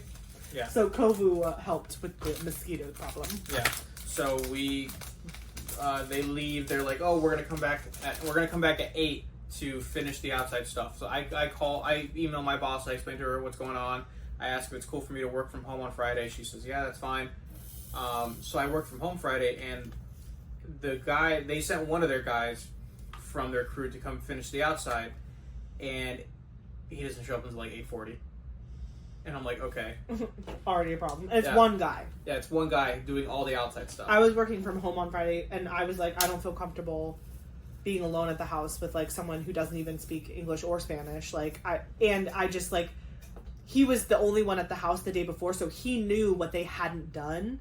And so I was like concerned. And when all the crew left on Thursday, I walked around the house because I am anal, and I was like, this needs to be fixed. This needs to be fixed. That's rough. Because you could tell that the guys were kind of trying to rush towards the end of the first day because they really did want to get it done in one day, which I understand. But I'm sorry, I'm not paying thousands of dollars for like not like cleaning up a caulk line. Do you know what I'm saying? Like, I was like, no way. So I gave Eric my punch out list, which he then gave to the guy who only spoke Portuguese on Friday. Yeah. So I went around the house with him and kind of like pointed out all the stuff. This is full. Yeah, there's very careful opening that one. It's fine. That's my whole thing. Is I was like, you use the color one time and then it's like the perfect amount. He went around and fixed everything that we told him to fix. He did all the outside caulking. By the time he was done, it was like 3 o'clock. And then he had come in a car. So he had no room in his car for the ladder or any of the leftover stuff. So they had to come back. We also found out they had to come back anyways because they had to install child safety locks, which are required now. Which is good. Yeah, like, great. We want that. Yeah, it's required now by code for Florida. Only on the second floor. Yeah, on the second floor window. So they had to come back and install those anyways.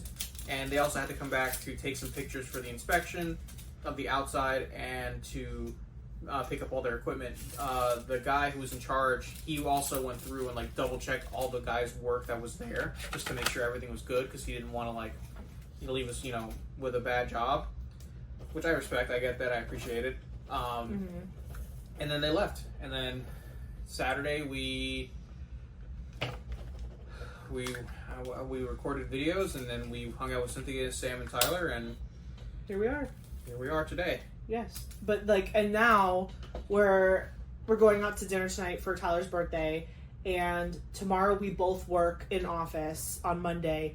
Tuesday's Veterans Day. We have the day off. I'm getting my nails done in the morning for my cousin's wedding because she won't appreciate the witchy black nails. So I'm getting my nails redone for my cousin's wedding, and then we literally leave. Oh, and I have a doctor's appointment Wednesday afternoon. I also have to go to Publix with my mom because we need to order the cake for my baby shower, and she finally got the balloons in, and we're going to use those to give to the Publix for like color swatches. And then we have to drop our cats off again Tuesday to like so they can watch them while we're gone the second time. And then Wednesday we leave. And then we come back Sunday. And then finally we're done traveling. But when we come back, it's like a week before Thanksgiving, and we're hosting Thanksgiving. The family baby shower is the Saturday after Thanksgiving, and it's like diamond painting Black Friday extravaganza crazy time. Yeah. So we're gonna be busy, but it's like good stuff. But like I was telling Eric, I was like, I am so thankful that I'm having like the best pregnancy ever, because literally I think that this would have killed me. Like if I was like not having a good time, I don't think I could have done half of the things that I've been able to do. And I've kind of realized that my pregnancy symptom that rings the most true when I'm feeling like tired or overwhelmed or just overstimulated is like emotional. Like I just like want to burst into tears. Like not because someone hurt my feelings, not because anything bad happened, but like the pregnancy hormones, like whenever I'm like I just burst into tears. There was one night when we were in Colorado at the wedding, we had stayed up till like 2:00 in the morning, and we had to wake up the next day at like 7:30, and like my brain like made that realization, and I just erupted into tears. And Eric was like, "Oh my God, like, are you okay? What's wrong?" And I was like, "I'm just so tired." And again, consciously, I was like, "Ashley, if you just go to bed, you'll feel better." But I was like crying. I was like, "Ashley, stop crying. You just need to go to bed." But like my body was like not. It was like, "No, you must emote, and then you can go to bed." And it was just like the most awkward feeling, because like I'm not gonna say I'm not a crier, but I'm not particularly weepy. Usually, like, yeah. Like sometimes things will get me, but like I'm usually pretty like level-headed, and I can walk myself off of like an emotional wreck because I use logic in those situations. But logic be damned, my body was like, "You are going to cry, and then you are going to go to bed." And I was like, "Okay." So yeah, I've realized that like when I start to feel like I'm getting teary-eyed, I'm like, "Oh, I need to like sit down and have a sip of water and like I need to decompress for a minute," because what happened? They messed up. What do you mean? Oh, that happens all the time. He found one drill that was in the wrong color. That's probably already happened to you like 15 times and you haven't even realized. It's a machine, baby. It goes through a machine and it like heat seals the... He's so funny. Here, let me help you clean up your little bits. Where's your trash? What trash? The trash bin. The trash bin to put the drill in. It's actually behind you, but it's fine. No, you can just throw it in this. This is gonna go in the trash, so you can just throw it. Oh, he has to fish for the one drill. Because it's also an AB. Oh, fancy. You didn't do that. Did you do that one already? You probably did. I don't know. Can I have those tweezers? Thank you. So I have been trying to be more conscious of the fact of like, hey, like just because your baby's letting you kind of run around and be crazy right now doesn't mean you should. Because I've really been like pushing myself, getting his room ready, traveling, filming, working, lifing, friends. Like It's a lot. It's a lot. And again, I feel great. I feel good. I feel like myself. I truly do. I feel well rested. I feel happy. I feel super excited about everything to come. But like when you're in the thick of it, like sometimes I'm just like, I can keep going. And it's like, Ashley, you shouldn't though. Like just because you can doesn't mean you should. And that's the lesson I've learned in trimester number 2. Trimester number 3 starts on Tuesday. So for you guys, that will have been yesterday. So according to you guys, I'm in my 3rd trimester. Woo! Which is crazy. I have 3 months left. Hopefully. 12 weeks. It's going to be great. It's going to be great. He's doing great. I have a doctor's appointment on the 11th. And I do my gestational diabetes test. So by the time you guys see this video, I hopefully will already have my results and I will know if I am free of that situation. I passed my pre-gestational diabetes test, which I took it's like week 12 or something. It was super early in my pregnancy that they made me do it.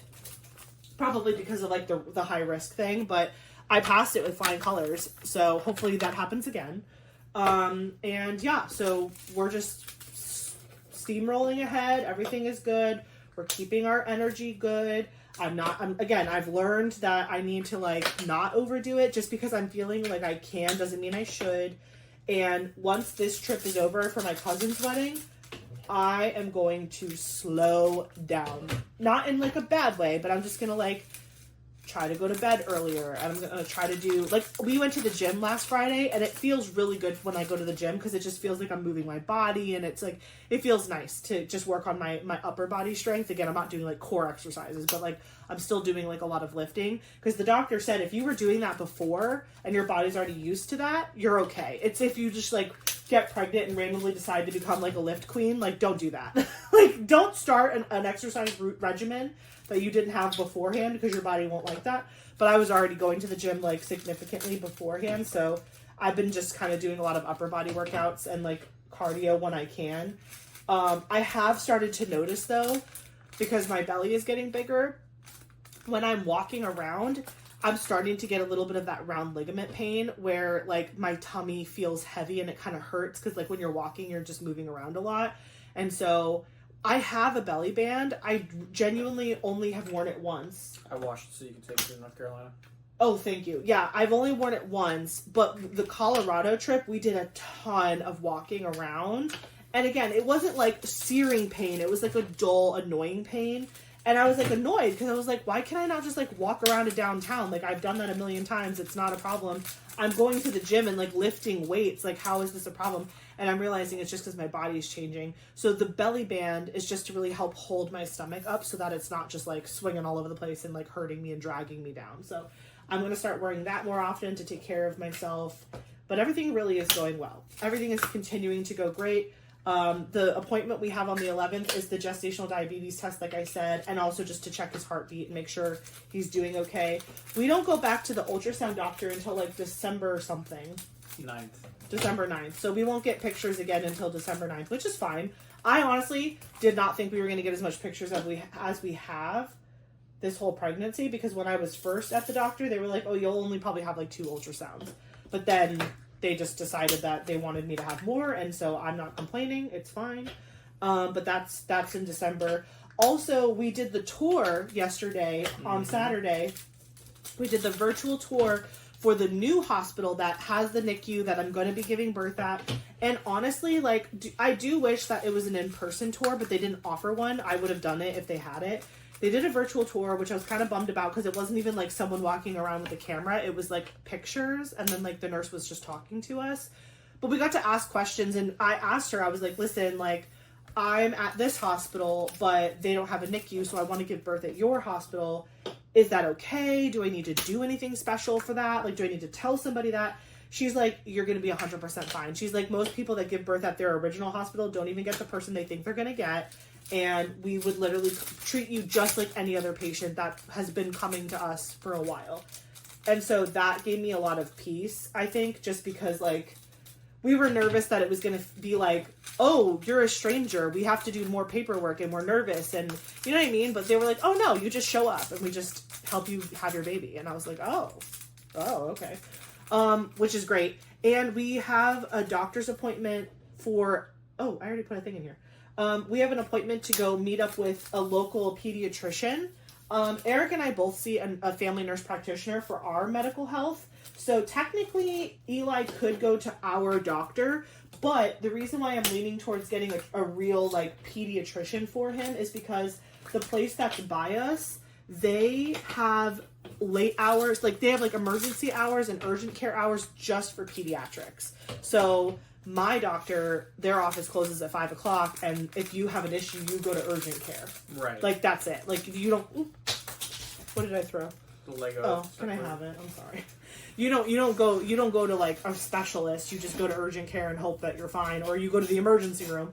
But with Eli, this pediatric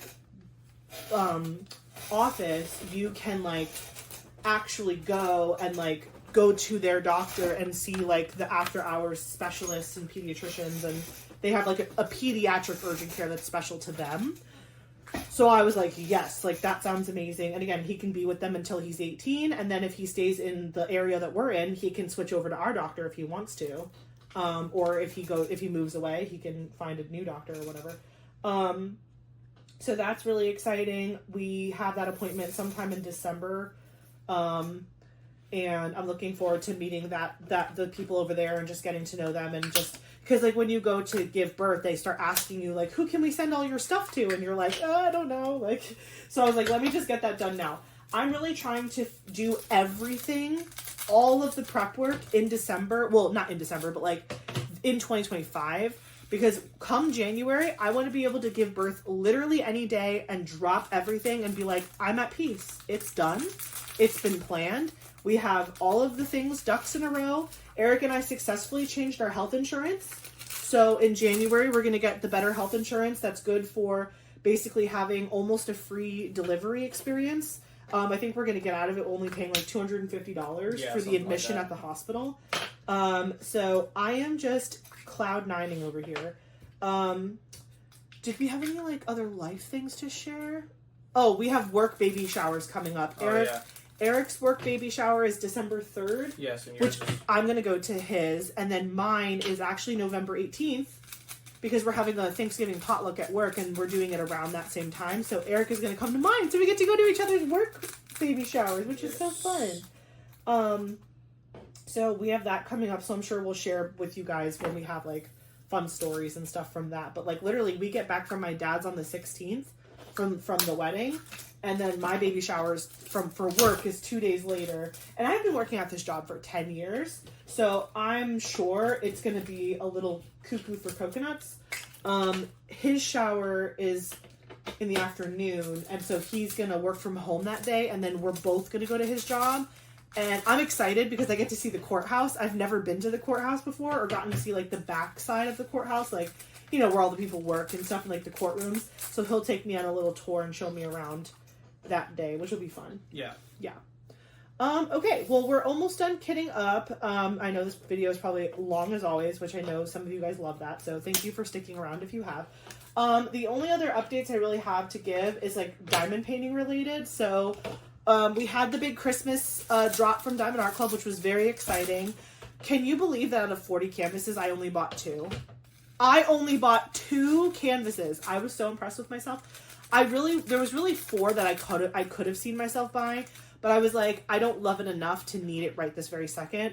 The ones I passed up on, believe it or not, was the Mary Gonasuli girl with the book and the window and the bookcase and the animals. It's a very long title. Well, that's not what it's called. I can't remember exactly what it was called, but it was like a cozy Christmas picture. It was very similar to that.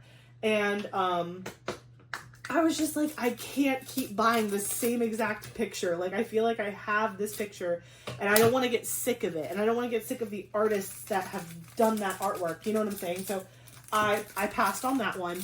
The Mrs. Butter D, believe it or not, I also passed on that one. That was hard. It was really cute. It was round, but I was like, I don't need it. I do prefer a little bit more of, like, a traditional Christmas palette. Or like more like this one even is like not truly traditional, but it's like that warm, glowy, like sweet. The Mrs. Butter D was very like vibrant and colorful, but it didn't scream like Christmas colors to me. It was, but it wasn't. I don't know how to explain it. It wasn't a need. It wasn't a necessary painting for me, and I was happy to pass it up. Surprisingly enough, I didn't pick up the snow globe, or what is it, snowman, snow wish? The one that got discontinued really fast, that was a Mrs. Butterdee from a couple weeks back. That one was more of my color palette and speed over this Mrs. Butterdee one. But I didn't end up getting either of them. So I didn't get those. But I did get the Miss Holly, the Nutcracker one. I think it's called something in the Nutcracker. I forget. Clara in the Nutcracker, maybe? I can't remember off the top of my head.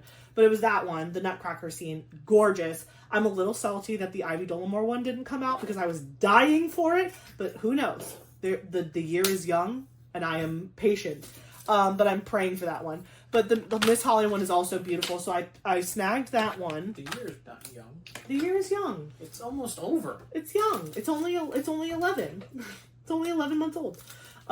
So anyway, I snagged the Miss Holly one, and the other one I snagged was the Maddie Arts. That one was so beautiful to me. It's the one, I think it's called like Cozy Drink or Girl, like something cozy with, it's like the girl with the drink, Maddie Arts. You know which one I'm talking about. And if you don't, go check out the new release section and you'll find it. But I picked up that one. What is this? 3712. So those were the only two I got. I got the Miss Holly and I got the Maddie Arts, and I kind of left the other ones untouched. Because I am really saving my pennies for Black Friday. I am praying for the most epic release that we've ever seen in our lives, which granted I've only done 2 Black Fridays. This is this will be the second one. This will be the second one. But I am so excited, and I'm on the edge of my seat. So yeah, diamond painting wise, I only bought 2 Christmas kits. Bummed that they didn't do the Ivy Dolamore one, but I hope they do eventually. Also, let me just say something, okay? Getting this painting out of that closet. Do you remember how we moved everything from Eli's room into the closet when I found out I was pregnant? Because obviously I'm not storing diamond paintings in my son's room.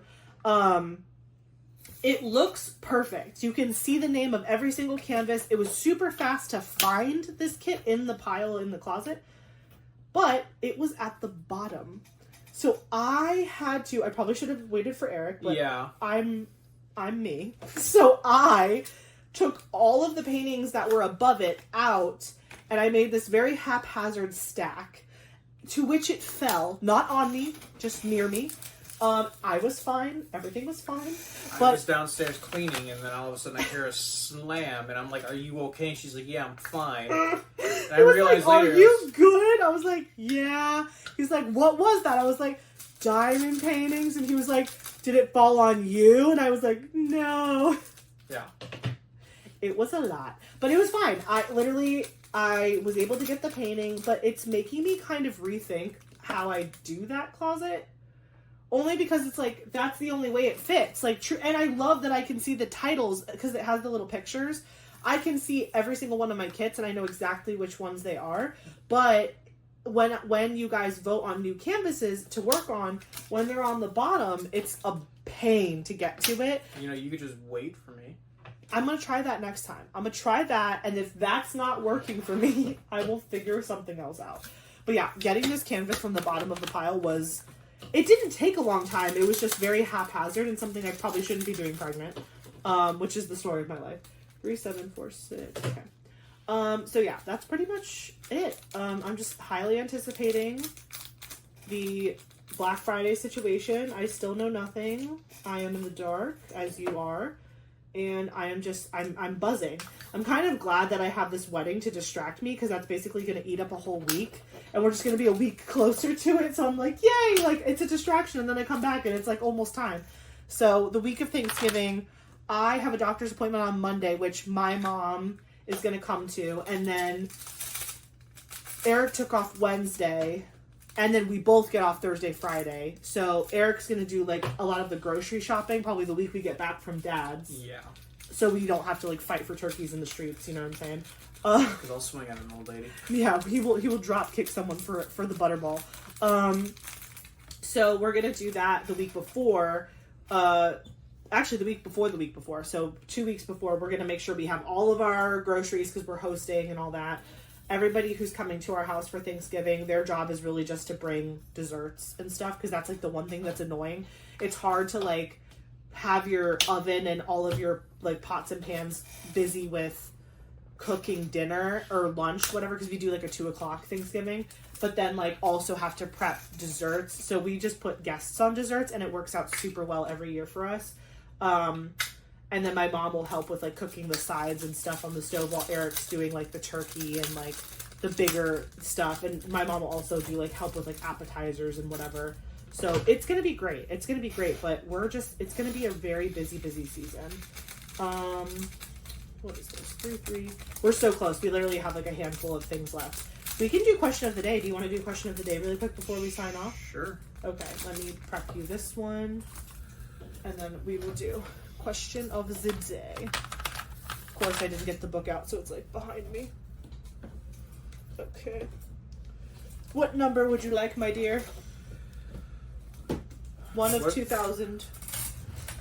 1 out of 2,000. 328. 328. Did you use the DMC? I did. That's what I do all the time when I'm Except alone. it started with a 3, so I was like, oh, I gotta take away a 3. 3, 2, 8. Okay. What was the worst hairstyle you ever had? Bowl cut.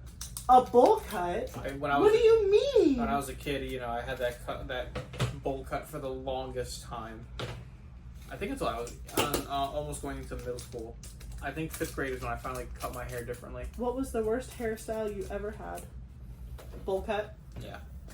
For me, believe it or not, it pretty much also was a bowl cut. Let me see. I need to go on Facebook again because I think I literally have a picture of it.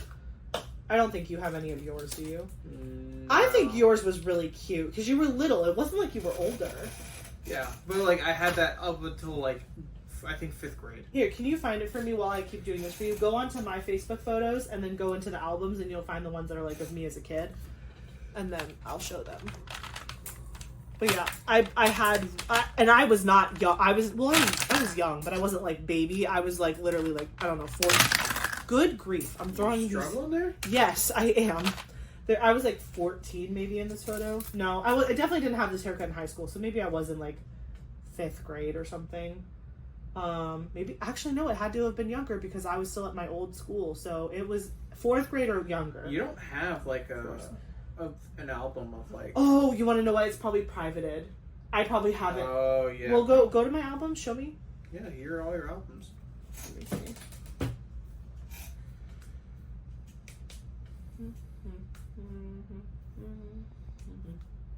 Yep, it's privated. That's why.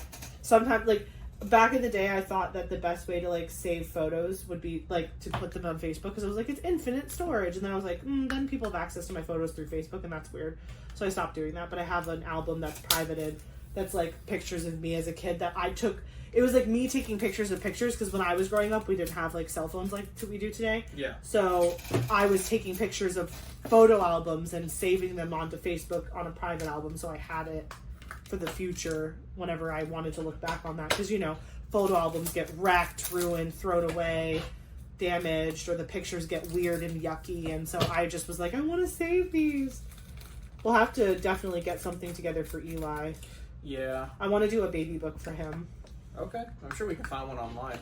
I have one on the registry, and I think someone might have gotten it. Not from the like, not our YouTube fam, but I think someone in real life, like one of our family members, might have grabbed it. But yeah, but as far as hairstyles go, yeah, I also had a bowl cut that was like to my ears and like a little bit of longer hair in the front. It was not cute. And my mom, I'm sure she loved it, but I've had long hair pretty much my whole life. My teacher in, I think it was like the 3rd grade, would actually get mad at me because I liked to wear my hair down. I very rarely wore my hair like pulled back or up in a bun, a ponytail. I just wore my hair down all the time, and it was so long that it would get into my face. And so like I would be like taking a quiz or doing my work at my desk, and I would be like this, like writing on the table, and my hair would be like a cover. Like she couldn't see my face, and she like, I genuinely to this day have no idea why she cared so much about that. Like I don't know if she thought I was sleeping, but I was like not that kid. Like I was a good kid. So she would just yell at me, and she'd be like, you need to start bringing hair ties to school or I'm not going to let you into my classroom. And I was like, oh, okay. So I think that might have been one of the motivating factors as to why my mom cut my hair. But then we both realized how like much we hated that, and I never did it again. But I will say, now that I'm older, I really do love, I don't like super short hair on myself. I prefer like a shoulder length. It just feels so light and flirty, and it's like just the right length to where you can still put it up in a ponytail, but it's not so long. Like right now my hair is in a bun, but like my hair is so long it touches my butt, and it's just so much. It's like overstimulating sometimes. I'm like, just get it off of my neck. I feel like I can't think if my hair is like touching me sometimes. I'm like, stop it. So I'm like, if you're gonna put your hair up all the time anyway, why not just make it shorter so it's less like annoying? Also, like when you're washing your hair in the shower, there's nothing better than when you get a fresh haircut and like you're washing your hair and it takes like half the time and half the product. Holy cow. And I like, yeah. So let us know in the comments below, what was your what did I say? Oh, I have to read the question again. Your worst haircut? Yeah, it was something. It was like either worst haircut or worst hairstyle. Haircut. I'm gonna look. What was the worst hairstyle you ever had? Yeah, so yeah, definitely like, it wasn't even a pixie cut. It was just short. Oh, and my favorite like hair accessory back then, I don't know if you guys remember this. You probably do. But like there were those headbands that were like bendy, and they had like, it was like a bunch of the like pokies, and it clipped behind your head. It turned into like a whole circle, and it was like a headband that you would push back, and it had like all of the little like things. Do you know what I'm talking about? Nope. Oh gosh, thank God you have your phone. I never have another like device on me to be able to do this. You have a literal computer in front of you. I know, but then like they can't see that. It's easier for me to like hold up a photo. Okay. 90s headband. I'll say flexible headband because that's kind of what it was. Flexible headband. Yep, it came up right away. It was this. Oh, you can still buy them at Target apparently. Hold on, it's loading. For $12. Those. Oh. These. Do you remember? Yeah, those. But I had them in like fun little girl colors, and like they were pink and green and yellow and blue, and I would put them like, they would have like little jewels on the outside. I was obsessed. Honestly, do we need to bring that back? Do we need to go buy some at Target? Maybe when I cut my hair. But yeah, I'm holding off on cutting my hair right now because I have the wedding to go to, obviously like in 2 seconds. But then also, I have been exploring with a photographer to do a maternity photo shoot. So I haven't booked anything yet, but I have started the process of finding a photographer, and I think I found one that I really liked. And she has a studio in her home, which I think is nice because a lot of the photos that I found that I'm like super into are very much like cozy husband, wife, baby bump photos. Like it's in like black and white, and it's in a studio. So we'll see. There's also some really cute like ones that are like out in the fields that I like too. But the lady that I've been talking to said she literally has like a field in front of her house. And she's like, and I take moms out there all the time to take pictures, and they come out amazing. And I'm like, oh my God, great. Not having to leave the house, like just going right there and just staying there to do it would be great. Because I don't want to have to like drive between locations and stuff. And I don't have like a million outfit changes. Like it's going to be very low key pictures, but I kind of still want them. Because to be honest, like other than the weddings we've gone to, I haven't like taken a lot of photos. No, we haven't. Like bump photos. I don't know. Everyone's like, you should do it. And I'm just like, I don't know.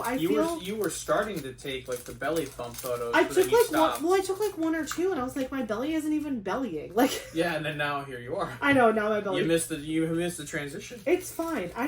To me, I'm like, that's not what is super important. Like I don't need to like go back and look at myself. Like I'm good just with the memories, and honestly just like all the stuff that we've done this year has been so epic and fun, and like we have taken photos at like events and stuff. So I already did this. I keep doing that where I like try to put 2 in there.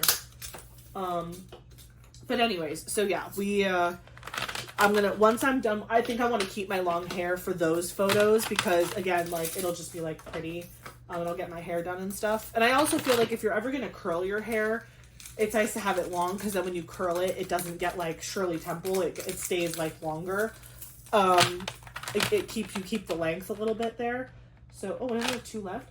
We're 2 away from the end, babe. We did so good. Mm-hmm. This is amazing. And it's perfect because we really need to get ready. Yes. I wanted to shower before we You go. can. You're so easy. You're wearing pants and a shirt. You don't take any time to get ready. I'm honestly not gonna. Much time. I'm not gonna take that much time to get ready. No, you're not gonna. I didn't get to wash my hair today, and I was like, YOLO, dirty hair, don't care. But anyway, it's fine. It's just a steakhouse. It's just our friends. Like genuinely, who am I? Like it's not like it's fine. I'll be fine. I just have to pick a dress to wear. But anywho, yeah, I'll probably end up getting my like mom cut, my mom haircut. Once probably in January. Yeah, like once we're done with the holidays and stuff, because then the photos you're gonna want it for like when you go to the hospital. Oh my gosh, that's gonna feel so good to have like shorter hair for the hospital. Like when I'm sweating and like laboring and stuff, I'm gonna be like, yes, rip my hair off of me. I don't want to be touched. So that's exciting. And with that, we are fully done. Oh, you're not done. Just kidding. Well, while Eric finishes up that last little drill situation. Thank you guys so much for watching and kitting up with us. Merry Christmas by Ivy Dolamore from Diamond Art Club. This canvas is stunning. I'm so glad you guys picked it. I can't wait to work on it. I'm going to be working on it like probably the majority in December. If I can finish it in December, that'd be awesome. But if it ends up going into January, again, I'm not upset about it. That's totally fine. I have lots of projects that are going to be in flux throughout the next like month or two. And obviously in January or February, whenever I give birth, like it'll be a pause on everything, but I don't mind having a lot of whips going at once. Like, it doesn't bug me. I like the variety. So, yeah. Oh, and Eric just finished. So, let me just show you what he accomplished. This can all go in the trash, too. So, here we have one whole set of drills. And again, this one is empty because we didn't end up needing one this size. And this one is empty because we didn't need this. But this originally had all of the little spare dryer sheet things in it, so these will just stay empty. I'm not bothered by it. This was a spare pack because I accidentally had cut a 3 strip into a 2 strip, so once this one goes down, I will refill with this bag. But this is box number 1 of Elizabeth Ward. And then box number 2 is not even full, but it has all of the littles in it, as you can see. And so some of them are a lot more full than others, but I'm happy with it. Yeah. So what I like to do in scenarios like this where I have 2, and this is why I cut these up, I will put this in one of them. Eric, hide your face. There. And then I will put this one that says Merry Christmas in the other. So that way I never forget that these go together and what canvas is there for. And then I have the lids right here so I can stack them so they don't take up a lot of room.